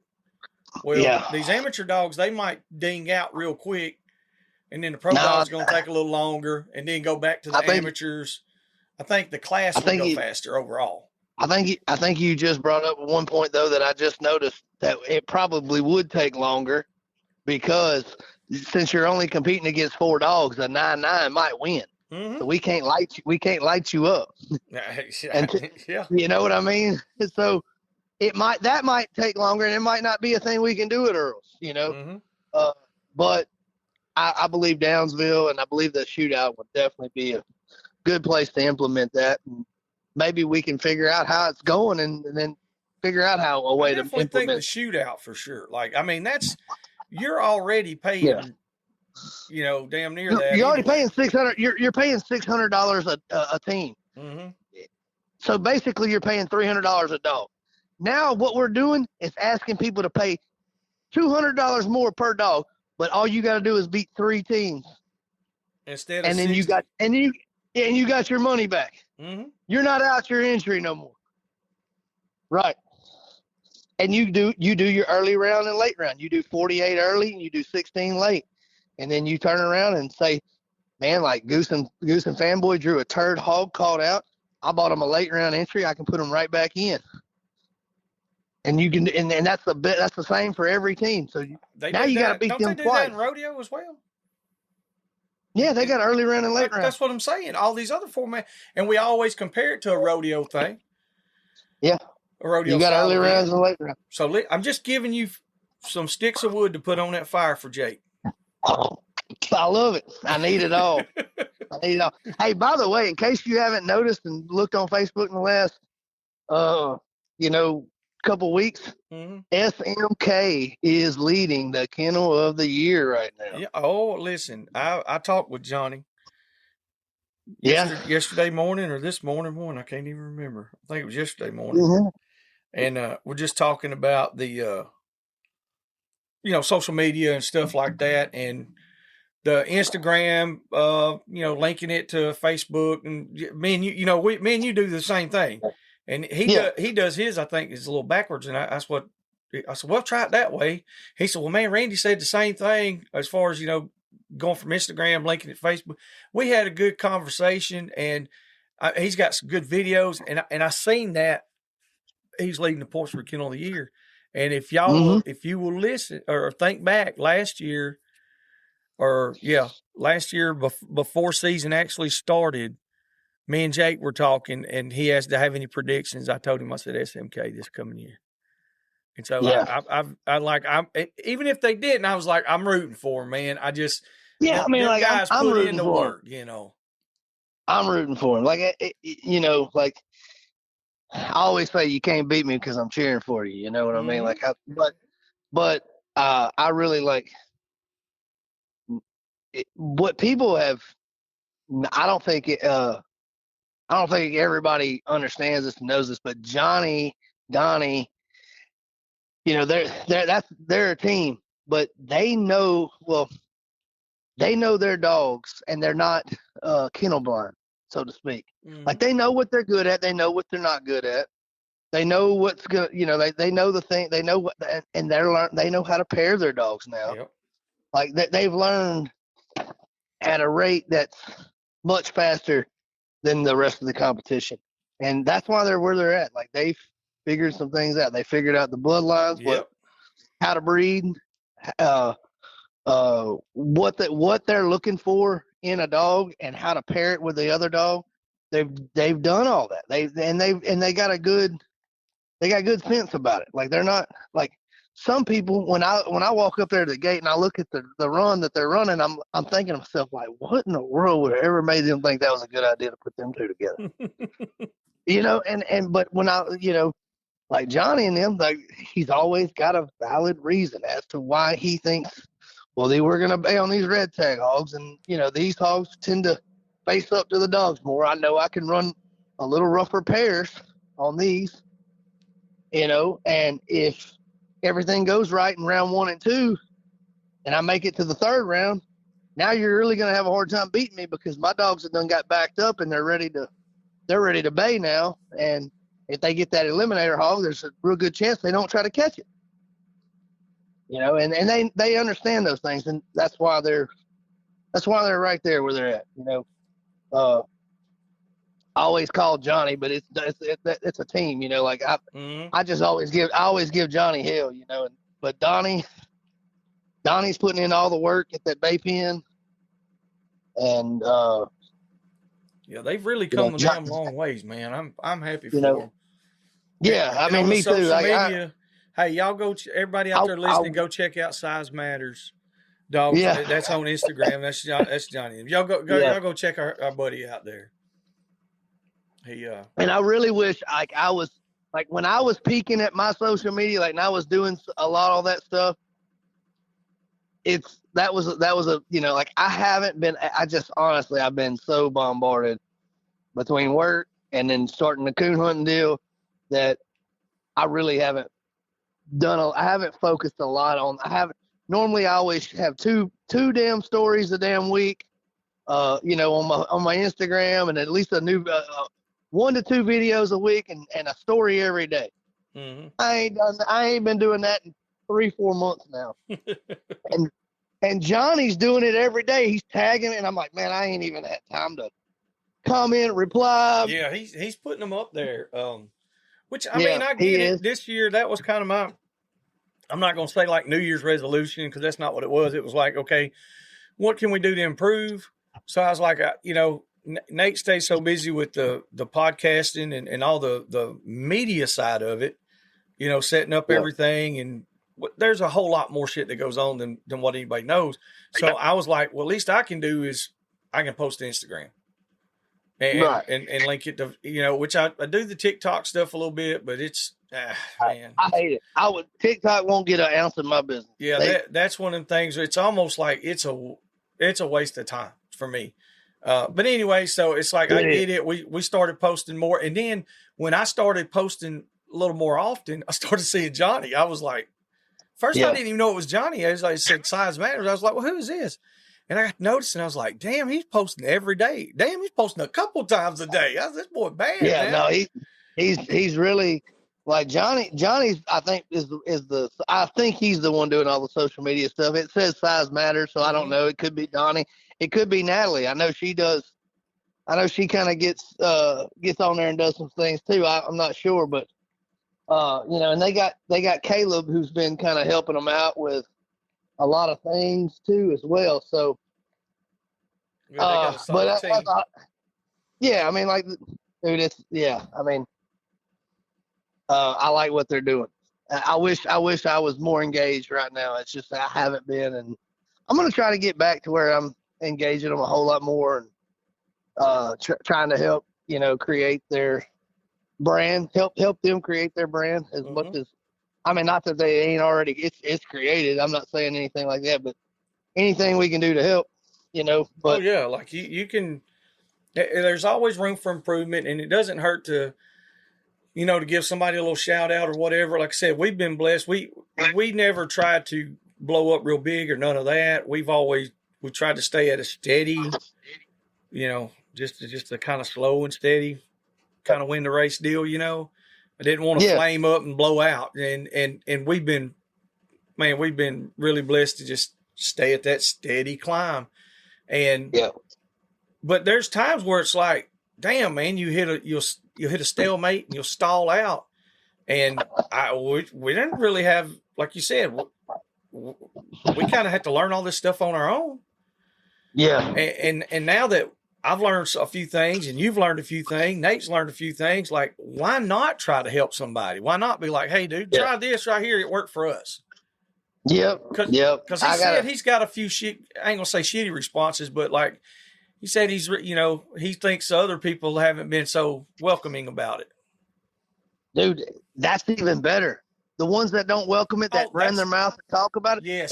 That's what boosts you more than anything. I love every hater I've ever made. I mean, yes, Lord. The first video we had that really went and did, several 100,000 views was one of my dogs grabbing a possum off of a corn pile. And it was 90% haters. Oh, yeah. One woman, she's going to cast a spell on me. Fuck you. You're going to die and all this. And I make sure, I said, hey, thank you. And then she responds again. I push the like button. She leaves another little emoji. Guess what? All those clicks and interactions, go ahead. And then at the end of the day, look at them analytics. It says paid this much. Thank you. Paid. Bitch. Thank you. Paid bitch. in full. I had that one video. Honestly, it was one of my hunting videos. It's where Jug's swimming the creek, and there's a bar hog sitting on the other side of that creek, and Hunter's dog's got the bar hog bait, and we sent my catch dog, and he swims. And it's like you could, and I'm playing that music, that old Little Flip, some old Texas rap. Yeah. And right when Jug's coming up out of that water and they ear hole that hog, it says game over. and like, dude, that got like 11.4 million holy shit views. It hit and we're talking about in a day or two. I got that 2-week check in from that and all the interactions that come through that and all the shares and all the $5,700. I said, what?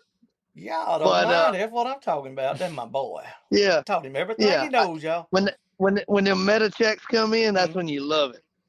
When you get that, I'm waiting on that 1099 from Meta. Listen, that's one of our damn problem.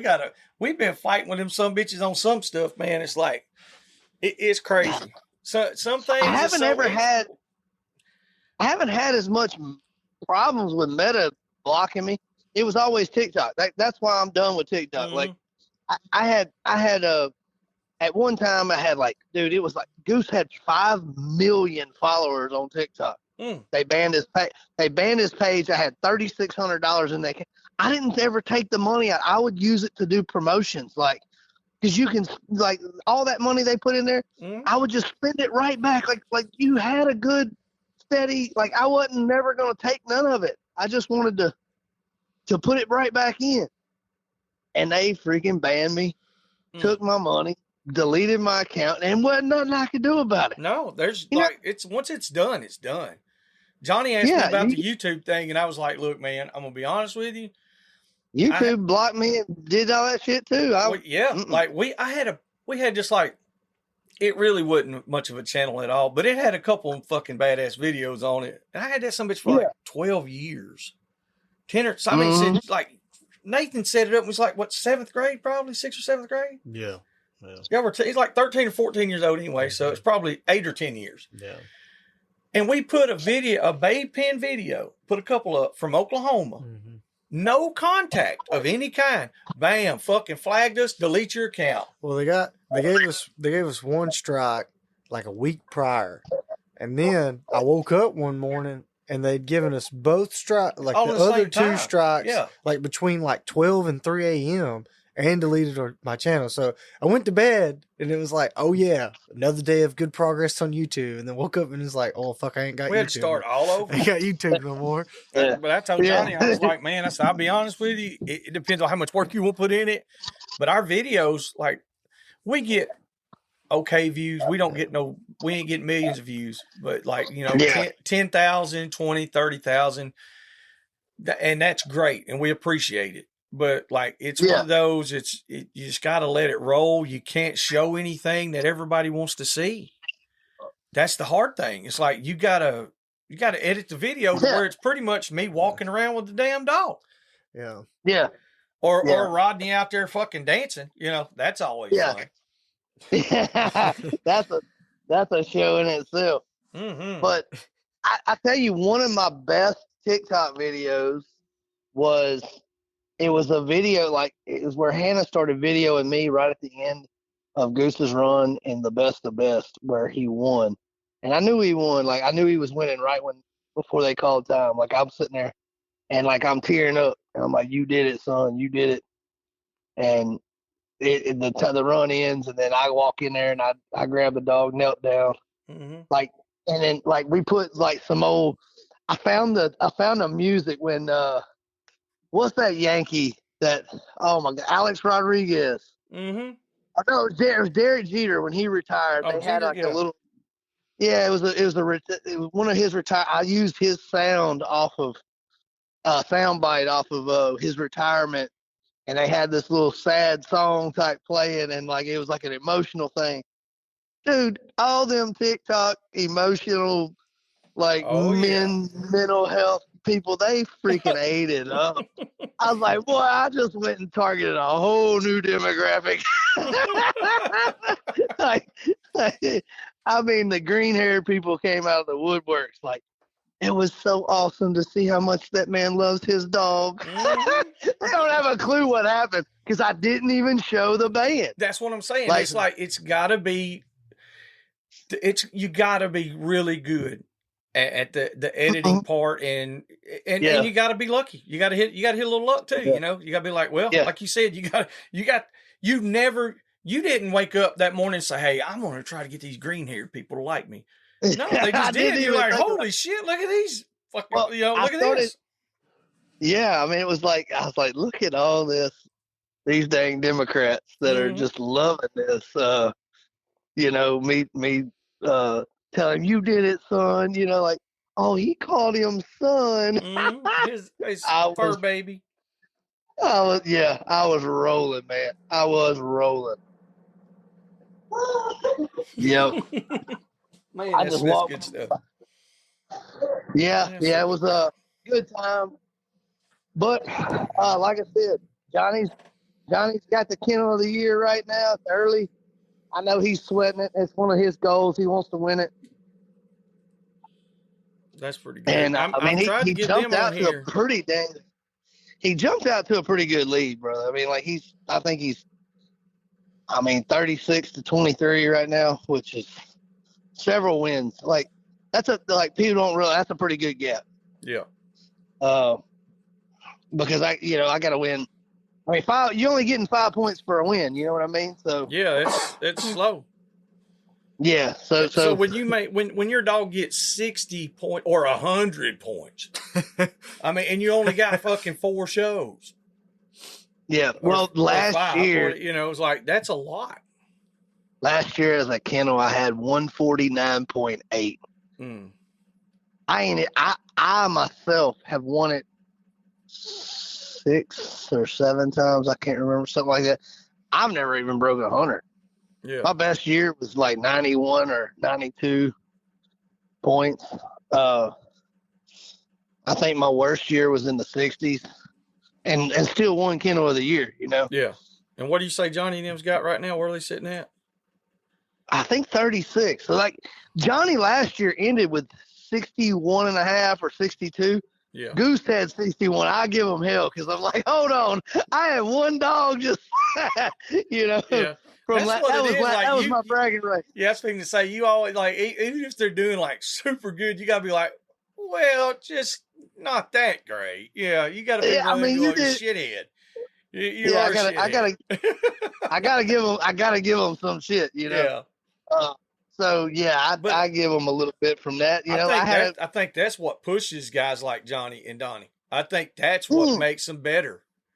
Yeah, well, we camped right beside each other. We're gonna have some we're gonna have some friendly banter. Like there's never been any animosity, except for that one time. Yeah. But we ain't talking about that. Not on here. No. Anyways, but like them guys have put in the work. Like they're gonna win. And I told them, I was like, I thought it would have happened last year. Last year was just an unprecedented year for my 3, my top 3. And I had one at 61, the other had 45, and the other one was in the like 20. I think max end of the year were 27, almost 30. Like 27 used to win world championships. Now it's that's the number 3 dog in the world. Wow. Yeah. So it's changed a lot. But them guys are they're about to break out, and they're gonna be giving me shit, about beating me, because Donnie told me, he's like, at the end of last year, he looks at me with that old, he's got that. Oh yeah. Donnie's a coon ass. He's like, I'm coming for your ass. I told him, I always say, it's like, man, y'all, this has been going on every year. Y'all eventually gonna get me. Like Father Time's catching up. I mean, my shit's getting old. Dude, like, we won. It was like, well, my dog died. No, they can't even say that because you fucking beat a lot of people with Crow after he died. Crow I don't even know why I said that. Damn. We said that out loud. I did. I did. Uncle Pat said it out loud. He said something like, somebody asked him, man, what do you think about my dog? He said, where did he finish? Like 7th? He goes, well, that fucking dead motherfucker finished 4th. I think all y'all need to go kill y'all. Yeah, don't ask Uncle Pat, because he'll tell you. Or actually ask him. If you want to know how he really feels, ask him. Now, we was in Oklahoma, and look, I swear this was crazy. Like, these dogs would not fucking do nothing. Like we were hunting, right? And like that M&M dog and Nate's, like that some bitch has found at this point in time hundreds of hogs. This son bitch, they had a hog bait. Hell, he quit, come back up there, wouldn't even leave. Oh, yeah. Wouldn't even leave. And come back, and Nate said something about it after. It was a big, long process. Yeah. And Nate said something. He said, well, Pat, what do you think? Pat's like, well, he said, maybe he'll go out there to that hog, and that hog will kill him. That way you ain't got to. I just laughed and laughed. I said, hot damn. You know what we did? We laid down in the gully right there on the side of the field and just laughed. Had a good time. Because I didn't even get mad at the dog until he acted like he didn't know how to walk on a leash. And I couldn't handle that shit. I was like, Eminem, look, you come with a lot of excuses, but I know you know how to walk on this motherfucking leash. You gonna behave. Yeah. Then the next night, they were. Oh yeah, he was champ. The next night they were wearing them out. Well, him and Louis I didn't run Louis because he got cut up the night before, and him and Louis was running and killing pigs and baying hogs. And then the next night, which I think that one female was coming, and Eminem is a poon hound at heart. If a female even looks at him the wrong way, he's like, "What are you doing? What are you doing?" And I'm like, "No, yeah, buddy." he's one of them that'll lay in the box just which I do too. I mean, if that's something that poon's hot, I'm just baby. You know what I'm saying? It'll happen. That little red rocket be run out there and little flies all over it. God damn, boy. My buddy Brandon, man, I carried him hog hunting one time, and some other buddies of mine were there, and my buddy had these 2 dogs that he just spent like I'm talking about, I'm in my early 20s. I might be 21, 22, and we're out there hog hunting, and this guy spent like $5,000 a piece on these pair of dogs, and he was just bragging about how bad they were, like all the way up from the truck ride all the way there. These dogs, I'm telling you, we've been to catch some hogs. We get out there, these dogs don't leave the 4-wheelers. And you know how them old cut collars right when they first started making, they were the old white ones. Oh yeah. They look like they made their neck stiff, like straight. Oh yeah. Like they couldn't move. So my buddy Brandon, and he is like I think it's his first time ever hog hunting. He don't go to the woods and do that. Like he was a basketball player. He played sports. He didn't hog hunt, but he's a funny dude. Well, he takes he walks over and takes that cut collar off that dog and wraps it around his leg. And old boy's like, "Man, what are you doing with my cut collar?" He's like, "Well, Bubba, I'm going to be way closer to that hog than that dog is. You ain't got to worry." His other dog is sitting there. He said, "Man, what happened to that dog? Did he get in a car accident and call Brian Longcar because it looked like he had a neck brace on?" Oh, my God. He said he called Brian Longcar. That was like the big lawyer around here. Yeah. Used to be signs like Brian Longcar or the Hammer. He's going to get you. Yeah, we got Alexander Shinara here, brother. He told him that I about died. That old boy got mad. He loaded them dogs up and went to the house. I'm talking about, I don't think he talked to me for about 2 or 3 years after that. Damn. Yeah, well, like he was mad. Like I didn't even say it. It was just a buddy of mine that was with me. I seen these two some bitch get into it one night over what year a Chevrolet truck had this certain engine. Oh, dude, let me tell you something. This came to fist fighting, and this literally led one guy from not ever hunting with this other group again. My word. Bro, it was the dumbest shit. And I'm like, can y'all Google it? I was like, or something. And they was just arguing back and forth. Both of them one worked in a parts store and one was a mechanic. Uh-huh. Yeah. And it was like, well, in 1994, they offered this one, 5.3 liter, and this other one was a 5.7 and blah, blah, blah. And they was like, no, it didn't. Yes, it did. No, it didn't. It had this. Right there next who it was. And them some bitches got into it. And then they never did hunt together again. Ever. That's hilarious. Bro, it was the craziest shit ever. Next time you get around Justin Cobb and Tyler Grisham, ask which one, ask who's better, if it's Tom Brady or Patrick Mahomes. Oh hell. Really? They almost got into a fist fight in a hotel room at one of the bands. That's how you know you love each other right there. They're like best friends. They're staying together. Hey, the wives had to separate them. Like I'm talking about, it was about to get bad. Damn. I just can't get into that. I can't get into shit that much like that. Oh, you're lying like hell, Dad. He said as soon as he sees an eyebrow twitch and he can tell he's a 1/4 inch under that skin, he's like, damn bed bugs. He's finna get in there, chiggers. He won't even, he will be looking shit up to study just to fuck with you the next day. I know because he's done it with me. I will stay up all night long and cram for an exam that's not even going to fucking happen, but I will make you think. that I'm the professor.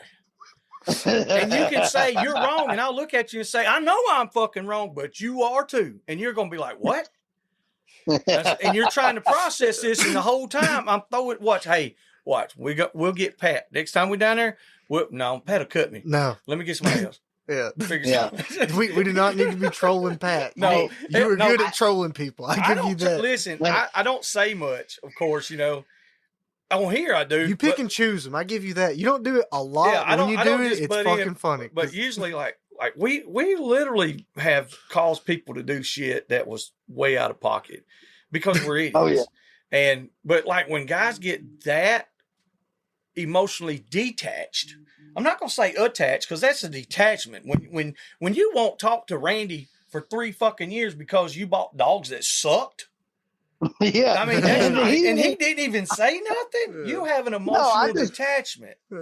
But I tell you what I did do. I laughed so hard I did fall off that 4-wheel. I would have too. It was funny. Well, it was funny. He did not think it was that funny. I went and got this damn dog one time. It's been, I don't know, probably 5-6 years ago. And when I tell you, I have seen this dog in action. This sumbitch is a dog. Mm-hmm. I could not drag that sumbitch behind a car 200 yards and make it cast. Oh boy called me. He said, "Hey, how's so-and-so doing?" I said, "Well," I said, "it's her first night." I said, "Man, he said, shit, she should. Now she'll blow on out yonder. So, make sure you got plenty of room." I said, "Nah, she ain't going to do all that." He said, "What do you mean?" I said, "Well, she's kind of just hanging around right now." And so that night didn't go very well. So we go again. I give her a few days in between.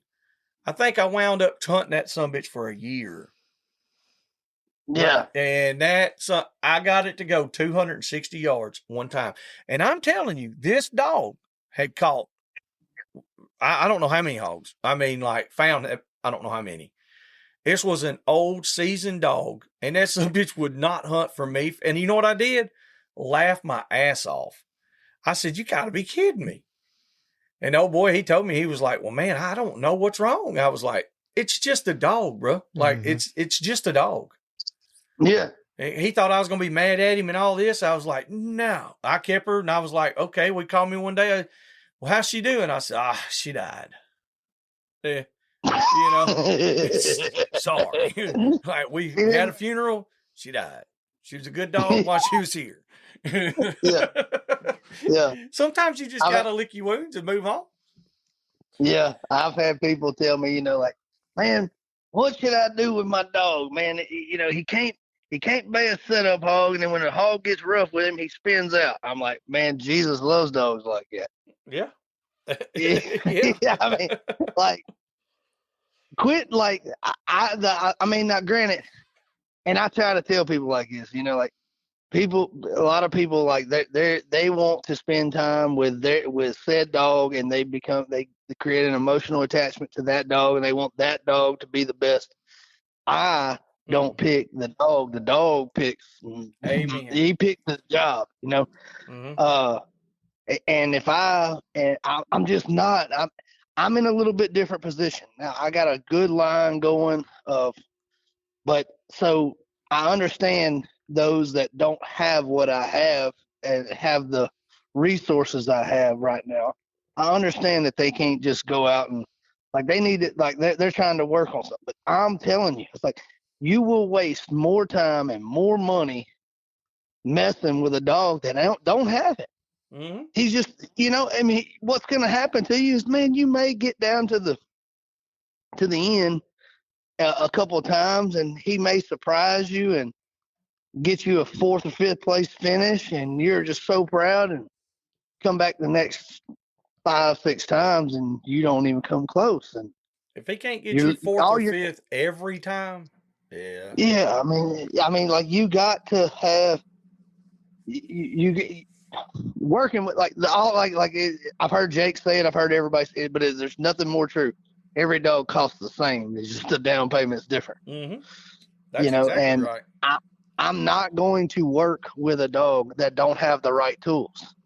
I'm looking for their tools. When they're a young dog, all I'm looking for, I I don't bathe the piss out of them. I don't work them until they get better. I don't do that. I look for their mechanics. Are their feet planted? How does their head move when they bark at the hog? Do they have enough drive and interest that they're going to be able to stare when they get older and mature? And if I can see those things when they're young, then I just leave them. I put them up. Like I bay them very, very little. Like this dog I got right now, I got a puppy he had never even bayed a big hog in the competition. Like he had never seen a big hog in his life. The biggest hog he ever saw was 100-pound hog at Village Mills, and I bayed him a few times before. He's like 7 months going on 8. I carried him to the show. He bayed 2 perfect scores. Never seen a big hog in his life. But I knew he had the mechanics. Like I just kind of threw him in there. Didn't know what to expect, but I knew that what I needed to see next was how's he going to be able to handle how's he going to be able to handle Jaybird, the music, and all the people. Is it going to bother him? Because if that ain't going to bother him, then he can win me money. Mm-hmm. But if that's going to bother him, I ain't wasting my time. I'm not going to go up there and constantly try to desensitize a dog that is nervous around people and everything else. Like, you got to have a sound mind dog or you're not going to win. Mm-hmm. You ain't going to be there. I hate to tell you. That's a hard thing but you're 100% right. Whether it's in the bay pen or in the woods, I hear guys a lot of times they're like, "Oh, I like a shy dog," and I'm not saying that they're wrong, but it don't work for me. Now I don't mind, when I say shy, I mean like, okay, it's not just when it sees you, it don't jump out of the bushes and jumps in your arms. Okay, I don't want that. But if I want to call my dog and it's time to go, when I hit that button, it's time to go. I'm not coming to get you. Yeah. I'm not coming to fight with you. And right. I think, and Rodney, that's my best friend. Rodney's my brother, and the only issue we ever had, and it's not an issue. It's just a difference in opinion. He had 2 really, really good dogs. I mean, top-notch dogs, Midnight and Sally. But if we were all sitting out there and you dropped that box and you turned your headlight on, they would come back. If you talked too loud, if you talked at all, they weren't going to leave. If you're in front of them, they won't cast. But if you let Rodney, if everybody's quiet, stands to the side, and let Rodney cast them, he can send them dogs from here to your fucking house. I promise. I swear. And do it every time. But you cannot. You can't mess up that sequence. Yeah. And I can't deal with that. I couldn't either. I'm like, nope. I wouldn't have the patience. Yeah. I'm too busy talking. That's like the dogs I got, I turn them loose and I don't cast them a certain direction. Yeah. That dog's nose is way better than mine. I just let them go where the hell they want to go. One of my coon dogs that's here at the house, like when it's off a dog that Blake used to hunt. Blake won $100,000 plus with this old dog named Action Jack. Well, it's a daughter off of Action Jack, and she is a coon treeing fool. But when I got her here, super shy, and I'm not meaning like she wasn't like she ain't running from me in the woods. Like when I hunt her, it's a completely different dog. I'll go when I'm coming to the tree. One of the problems I have is is when she sees headlights and I'm walking to the tree, she might come off and meet me 10, 15 foot off the tree to be like, "Oh, look over here what I got," Mm-hmm. like I know you got the coon. I'm listening to you. I can tell you got him. That's right. But I'll walk up there and I've even caught her in the woods with her not on a tree. Like she has no problem coming to me when we're hunting. But when I first got her here, I put her in that kennel, and I had to climb in the kennel and go all the way into the doghouse and pull her out. Mm-hmm. She didn't know me, and she was a little scared. Now that I've fed her for, the last 3 months, 2 or 3 months, I've had her.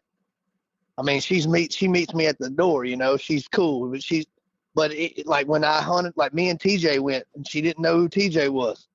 If TJ was walking behind us, she was freaking out. Like kept looking over her shoulder. She didn't understand why this guy was behind her. Mm-hmm. She didn't know it. But we stop, let TJ go in front and walk. As long as he was in front of her, she was fine walking behind him, where she could see him, you know. But she acted like that, and I was like, "Whoa, man, I don't know if it's gonna work out. I don't like a dog like this." Yes. But after time, man, like cleaned it up, yeah. Yeah, like she's not. It's just in her nature to not be. She's not very trusting of people. Mm-hmm. She wants to hunt too. She wants to hunt for herself and for you because she wants. Oh yeah. Looking for you to reward her or pet her up. Yeah. Me and Nate sent 2 Kimmer dogs. They're young, real young. Sent them to Florida this past month, and I told the guys like, look, so the female, she's a little shy. I said they hadn't been hunted near as much because it's deer season, and from October till February 10th, man, we just can't hunt a whole lot. We hunt some, but it ain't near enough. Anyway, so he takes the dogs down there. He takes them out. He's got a little practice pen, a little woods pen. He said, man, she's down there. She fired off, blah, blah, blah, no problem. Well, the next day he gets to go hunting, and she acts a little skittish, didn't want to come out of the box. Well, the next morning, she didn't want to come out of the kennel. So he just he leaves her home, backs the truck up, loads the other pup up, and one of his, lets her see it and all that, and he's petting them up, and he does that a time or two, and then he goes and tries it again. Well, she loads up and goes with him this time. And he's had him, 3 weeks now? And I mean, like, he is fine. That's what he told me. He said, dude, these son guns are giving it hell. He's got a lot of hogs, blah, blah, blah. But that trust issue, if sometimes them dogs are that shy, like you just said, sometimes just take them hunting a little bit. And they might be hard to catch a time or two, but spend a little time she with never them. was. It was crazy.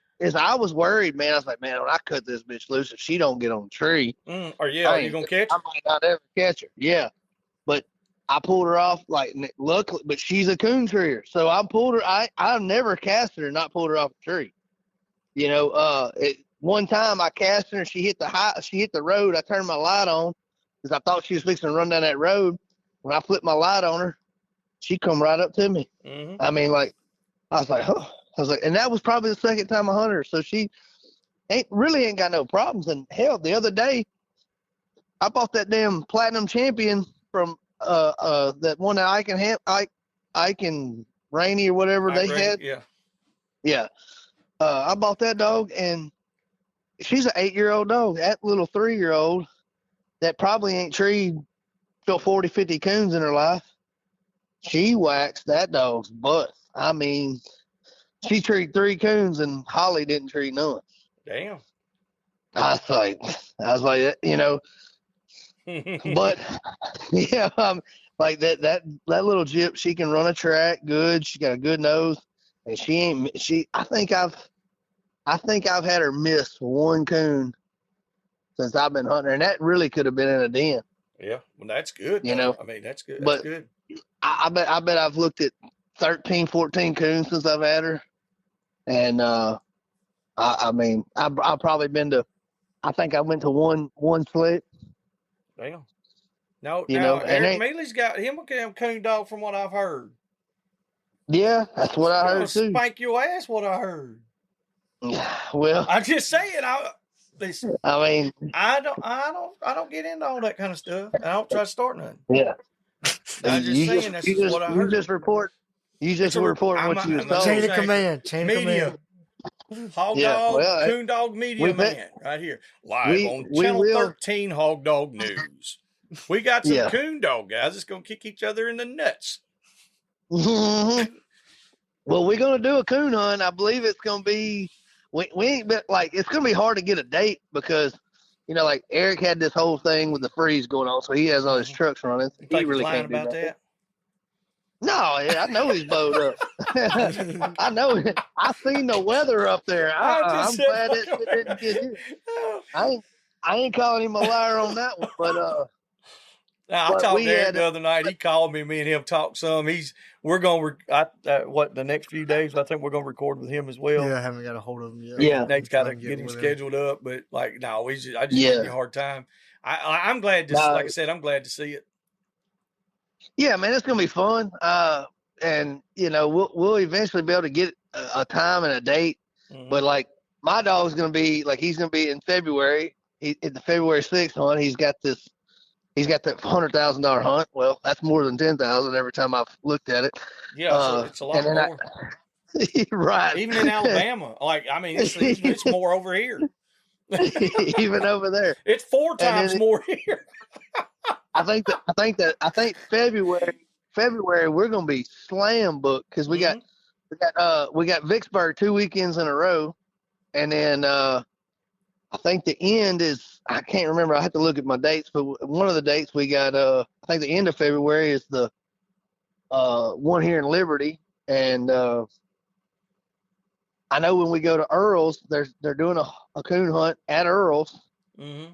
And my dog's going to be at the World Hunt, you know, the PKC World Hunt. I mean, it's bigger than a dang $100 entry fee at Earl's. I'm sorry. I mean, my dog's going to the World Hunt. That's where he needs to be, you know. Mm-hmm. So that's where he'll be then. But I'll have a dog in that. Don't get me wrong. It just won't be. That's what I was going to ask you. You want to handle one for me? You don't want me handling that damn dog. It's better than me. Like I don't even know the dog's name. Shit, that's, you know what I'm saying? I don't know the rules well enough. That's why I haven't been handling. Like I walk with Blake, and Blake's a good handler. Like he knows the rules inside out. You know, he ain't made no mistakes. I mean, when we got beat, we just got beat by a dog that outstruck us. It's not like he went out there and made a bad call and got us minus. He ain't doing none of that. He's good at his job. And you know, like, as long as that dog Elvis is alive, he's handling that dog. Until he decides he don't want to handle that dog no more. I'll probably never hunt that dog. I will get me a dog at some point that I want to handle. I think this Jip I got is going to be the dog I handle and start hunting with and learning, you know, myself. I'm trying to, you know, cut my own teeth on. But I learned a lot following that boy around in the woods, especially about the rules and how they're doing it. Like, you know, the strategies he's played. Mm-hmm. And man, he's good. Like, he's real good. He got some boys, like he leash, like the leash lock rule, you know, it can be for you or it can be against you. It just sucks to be leash locked when you tree the first coon. Like, when you get, like, your reward for being the first dog to tree is that you get to be the first one recut to go get the second one. You know? And unless you get leash locked. Yeah, and then all of a sudden we're walking to our, like, we are literally, we cut loose in 4 minutes. We're treed 600 yards. First. We ain't got nowhere, like, we're going quick. We are walking to the dog. And that last boy said, "Hey, hold on, I got mine over here." And Blake looks over, he's like, "Man, you gonna leash lock us all? Is that what that's your plan?" And old boy's like, "Yeah, tree my dog." They treat us like, gosh, dog. So now we walked around up for an hour to every tree. And that dang dog that barks every breath from the time it gets in the box to the time, like, she got another 100 strike. And we opened that 100 strike right back up for it. That's what got us beat. Mm-hmm. You know, because you strike for 100 twice in a hunt and got your coon. You ain't good. Means I got to treat 3 coons. Yep. And it's, you know, listen, it's a lot harder down here in the South, from what I've been told from other people. Like, I talked to Eddie Tankersley, and he said he hunted. I think he was hunting a world hunt. It's been years ago. Mm-hmm. I think they were did he say it was in Indiana when he done that? And he had 1,750. I think so. 1,750 on the cast. Holy moly. What kind of hunt was that? It's coon hunt. It's like, he said that's how many coons they treat. He said it was every couple minutes, nonstop. Oh.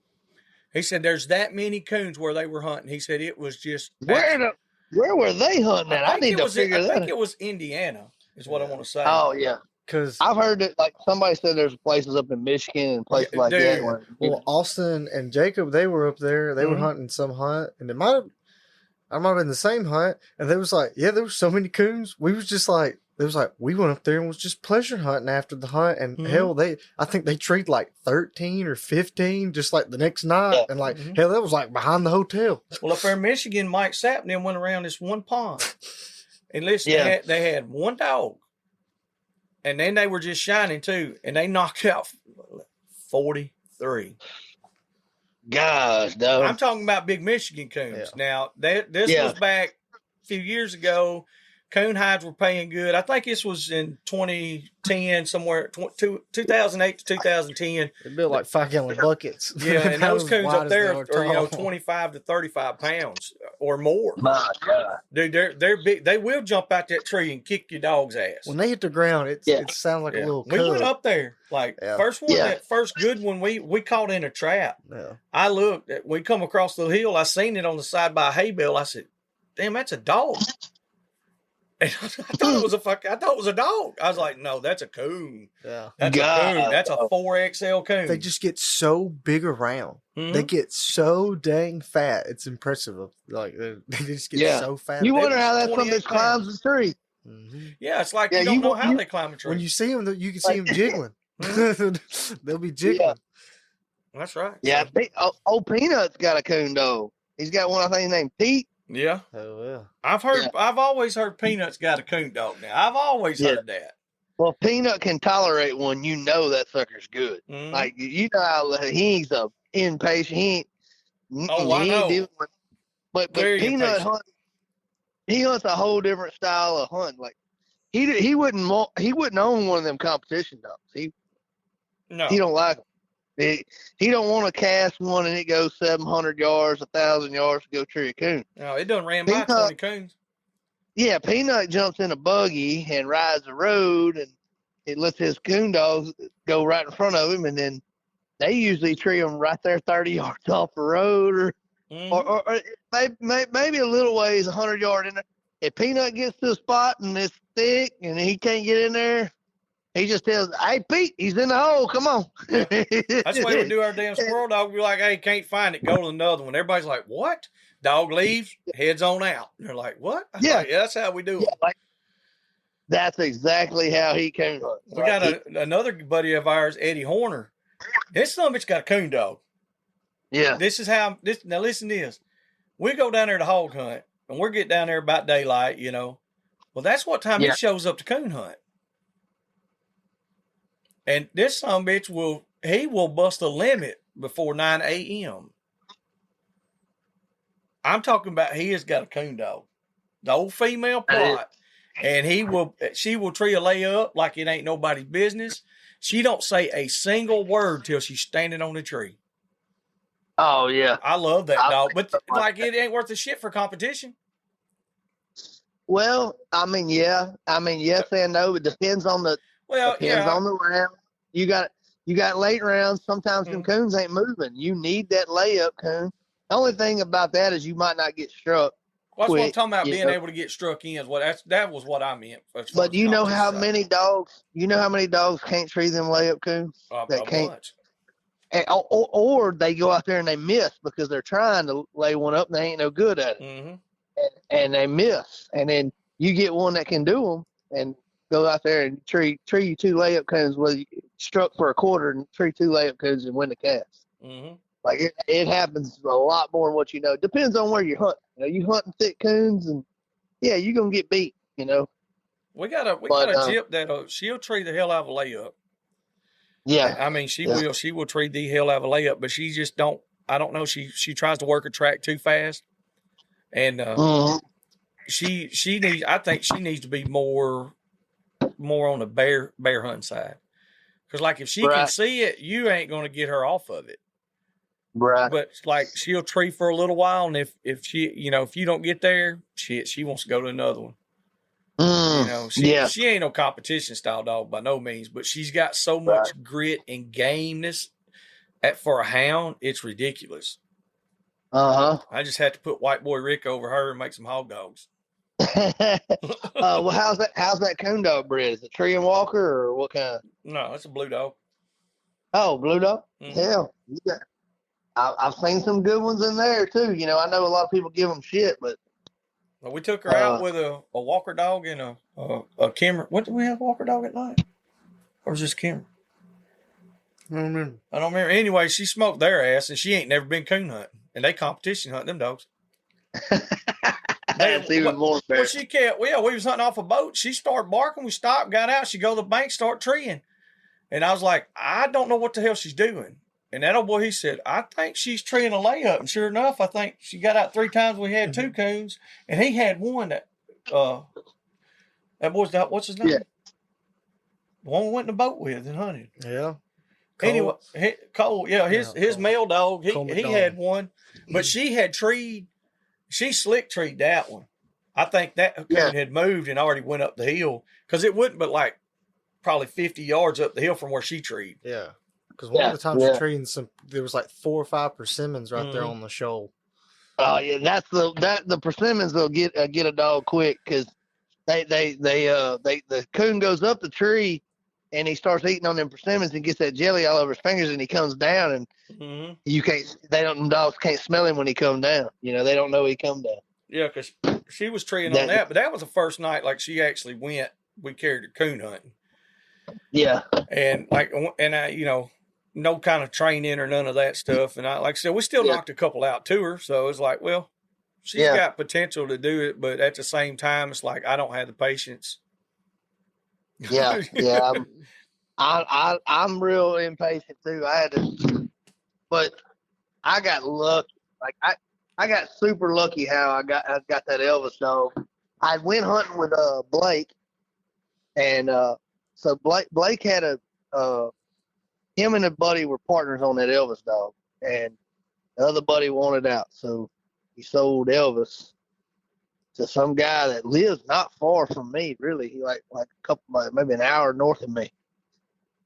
Well, that guy spent I think $20,000 or $25,000 on Elvis, just a pleasure hunt. Like, think about that. He wasn't even wanting a competition. Well, after that dude hunted him for about 2 weeks, I was up in Blake's house, and that guy called and was like, "Hey man," he's like, "this dog really ain't no pleasure to hunt. You got anything else that's a little more like closer range, like something that ain't gonna blow through the world and tree a coon, And Blake told, he said, "Man, I'm hunting with a guy right now that's really wanting to get him a competition dog, and he's got a real good dog. She treed three this night, and one of them was a layup coon, and the other ones were, track driven, and she did pretty good." He's like, "I bet you." I mean, he probably trades you. I mean, this dog I probably didn't have. I don't know. I might have had 1,500 or so in her, and I traded her to him, and I gave him 4,000. And I got Elvis. Yeah, I mean, like a dog, a $25,000. You can't get a coon dog. You can't get a coon dog, a competition dog that is placing for $5,000. Yeah. I mean, this dog done won. Like, he's already a silver champion.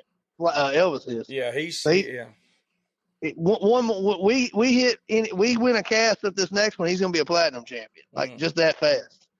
And that's all. And all we got to do is win a cast at this hunt, And we're gonna make our money, That's right. And that's what I like about coon hunting. That's why I keep telling Jake we're gonna do this hog band like coon hunts. Everybody make a little money. You have a lot less people bitching. Yep, because there's a lot of it. Yeah, well, they spent their light bill money to come to a damn event. And expecting to win, Yeah. I mean, and a lot of times it ain't like their dog didn't do bad. Like, he just didn't win. Mm-hmm. Like, your dog did all right. He looked good. He just didn't win. But that's the truth. Now, on this hunt that's happening down there at Earl's, what's the deal on it? I don't know. I mean, I know it's part of I think it's one of Eric's little deals, is Ultimate Tree Dog League. So I want to say I read where they was going to do like $100 entry or something like that, or It might be more. I don't remember. Well, sign the check, boys. Sign the check. Yeah, I mean, I'm going to have a dog in it for sure. I ain't talking about you. I'm talking about me. Damn. Come on. I hope y'all do. Spank your ass, Sonny. You might. No, you might. Mike's growing a chicken's ass, and they might grow your ass too, Randy. It might. This ain't hog baying. I got Goose, and you used to handle my dog for me. Yeah. Wait till we get to this coon hunting. Yeah. I'm gonna show up one of them Jag Terriers. I can tell you this: you want me handling your hog dog. You don't want me handling your coon dog. I definitely would let you handle the hog dog. I'd be like, you take this piece of shit and do it. But the coon dog, I'll call Blake. Like I can Blake. That you need to. I know I need to.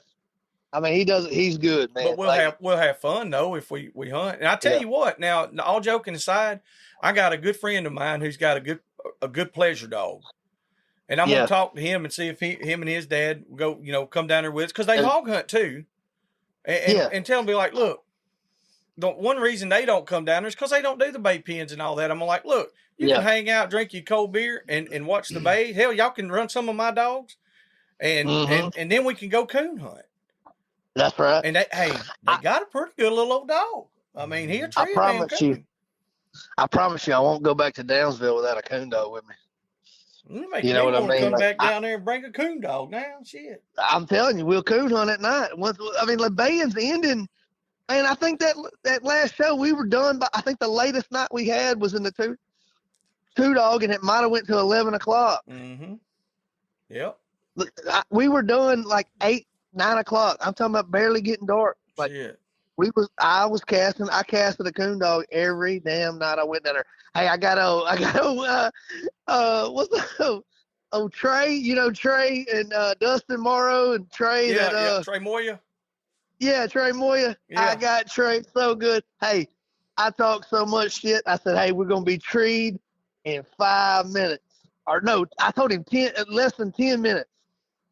We go out to the woods. We did put $100 down. Like Trey pulled his wallet out, threw $100 down. I threw $100 down. We go out to the woods. I cast 7 minutes. Treed.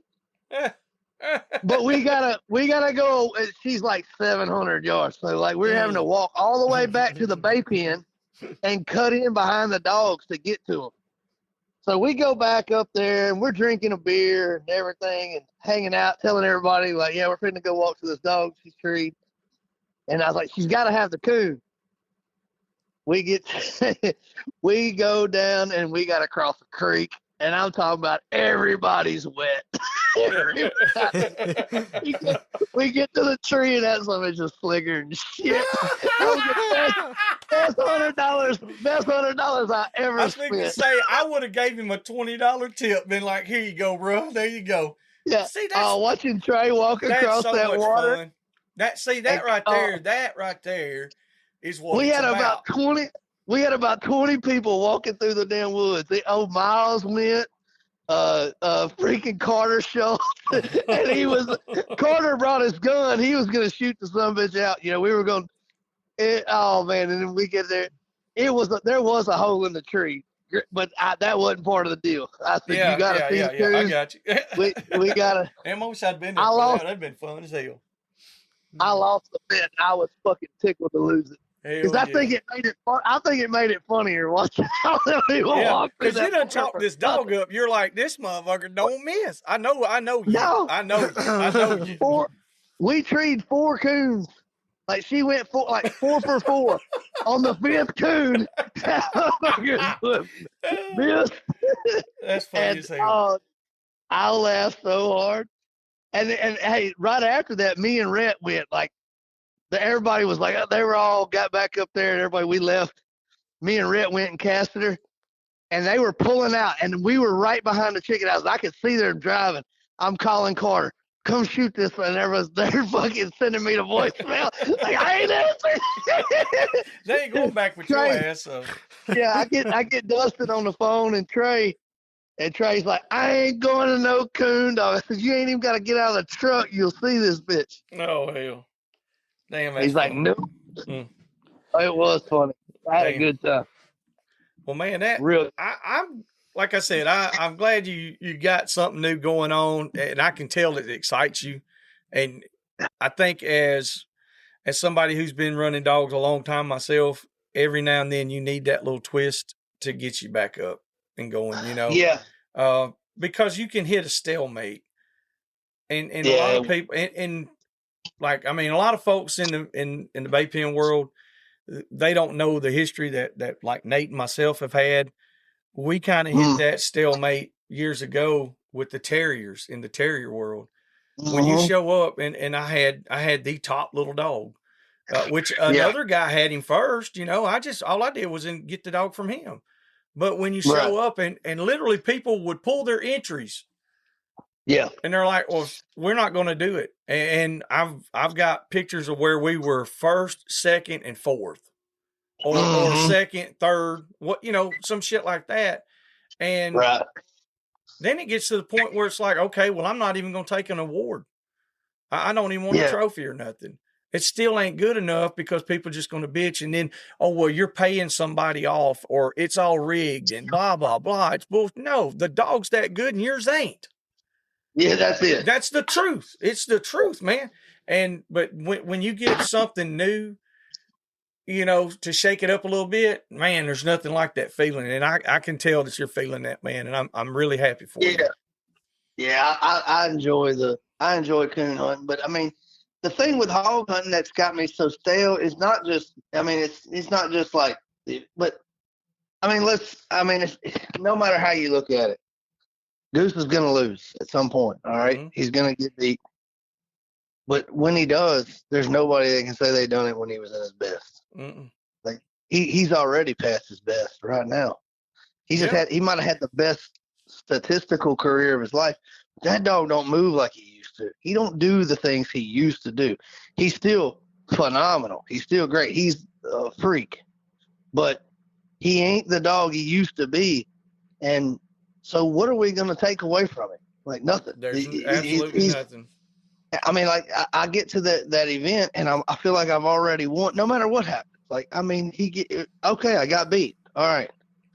I mean, like, yeah, I mean, I'm not going to be upset. I'm not going to be brokenhearted. I mean, but I'm going to enjoy his time while it's still his time until his day, because his day's coming. Like his days are numbered and they're coming. So, I mean, like when people see me get emotional, they see me freaking get excited and they see the reaction, man, I'm sorry. If you don't like that, oh, well, I don't care. Like, I'm going to enjoy this dog because I know this is coming to an end. So I'm going to enjoy every moment I got until I don't have that moment no more. And then, then I'm going to talk about it. That's it. Yeah. That's all you can do. then I'm going to talk about it, and that's just where we're at. The coon hunting is something I enjoy because I can do it by myself. I don't have to call 3 buddies to come help me. I can do this. I can go hunt every night if I want to, right here by my house. I can go tree 2 coons and be in bed before 9:30. Yeah, you can't do that hog gun. It's not. You ain't doing that at all, hog hunting. You cast a hog dog, there is a good chance you are going to be there till the sun comes up. Yeah, there's a lot of long nights. So a lot. Well, brother, especially when you're tracing them. Yeah, if you're throwing cast dogs and you got real good dogs, it's going to be a long night. There's your split bait. It can be. It can be long nights, and that's why I've transferred over. I like to coon hunt a lot more, and I still go hog hunt. It ain't gonna be it ain't gonna be in the numbers. I just got rid of my best fine dog. I just got rid of her. She's a good strike fine dog, but I know that. I mean, I ain't doing her no justice. You said send them on down to Alabama. We'll send them. We'll do something to them. We'll put them to work. Yeah. Yep. I'd love to, but we do got to get a hunt together. And hey, let's do a coon hunt too. No, I'm good with that. We can do just a coon hunt. I don't give a shit. I ain't got a hog. I've done caught a few hogs over my time, and I still get excited on every one of them. But at the same time, I get excited, man. Yesterday, me and Nathan was trying to get this damn squirrel to tree out here. Listen, got 30 head of dogs on the yard. Didn't turn a dog loose. I'm trying to turn the squirrel and tree it for Nate so he can shoot some bitch out. I love it. It doesn't matter. It's just I like doing it. I like hunting. Yep. I do too. I enjoy it. And until the day I die, I'm going to keep doing it. I'm going to be like old Goose. I'm just going to keep on doing it. That's right. Yeah. Keep on going. That's right. Well, brother, like I said, man, glad to catch up with you. We got about 2.5 hours in on this thing. I know, I see it. No, we're doing good. It's been a good episode. Yep. Got to catch up good. Glad to hear all the good stuff, man. And we steadily, I'm always gonna pull for you. I'm gonna talk some shit too, but like we're gonna mainly just to you. Yeah. I'm gonna talk it to you. I ain't, no fun and gossip. It ain't nothing I got. It ain't gotta hear. It ain't gotta be nothing I hear secondhand. No, it's more fun to do it like you know what I'm saying. Hell, at least you talk something back to me. Yeah. We could be like them old mealy mouth motherfuckers say over in the corner, be like, "Oh, you know this?" But listen, man, I don't want to listen to all that shit. So no, man, it don't. Man, I don't do nothing but bring morale down. That's it. That's why. That's like. Believe it or not, having the numbers down at this last band was a blessing because everybody had a good time. Mm-hmm. No, we didn't. You didn't have everybody complaining about every little thing. That's exactly right, and I get that, but I get the business side of it too. But like we were talking about the Abbeville Bay, there was a lot of people there, but there's not a lot of money involved. So it was like everybody had a good time. Like everybody had a great time. When there's nothing to lose, nobody's mad. You know what I mean? You ain't got nothing to lose. You ain't got nothing to get upset about. That's exactly right. But it costs money to do these things and to keep them going. So I mean, we get that part too. So. Yeah, it's like there's a reason why Jake has the only band that's been going consistently for 13 years. Yep. Like he hasn't canceled a show, and it's because he clearly does it the right way. Yes, I agree. And anybody that wants to say that there's any kind of integrity loss, how in the world are you going to say that and then show right back up? Like if you really thought you got cheated, would you show back up somewhere? No, you don't. You don't show back up. If you really felt that way, it ain't that you really felt that way. You're just emotionally invested in your dog. And sometimes you can't, you got to make an excuse. Mm-hmm. And what did Pat say? If it'll eat shit and screw its own mama, like shit, come on now. Yeah. That's right. Oh. So, all right, but brother. Man, I'll let y'all get back to it. Hey, we appreciate you, man. All right, brother. Yes, you've been good. We'll see you. Thank you, Mr. Ray. Take care. All right, yes, man. Sir. Bye. Bye-bye. Well, there you go. There's King Kamali himself, Mr. Randy Dorrell. Oh, yeah. Dorrell. Well, of course, I don't know. I swear he can just fall in shit and it comes out a good dog. I'm happy for him. I like it. I do. Looks like we're going to be going coon hunting. I'm going to borrow me a damn coon dog and smoke his ass. I don't give a damn. I had to rent one. Anybody got a good coon dog for rent, hit me up. Let me know. Hey, till the next time, we're going to let this shit go on down the road. It's cold. I'm ready to get in, drink some coffee. We love y'all. Thank y'all. And remember, hey, God loves you, and it don't cost nothing to know him. So check him out. We'll see y'all. Thank you. Hope you enjoyed that episode. If there's anything or anyone you'd like to hear on the podcast, or if you'd like to come hunt with us, don't hesitate to contact us at dixiedoggers01@gmail.com.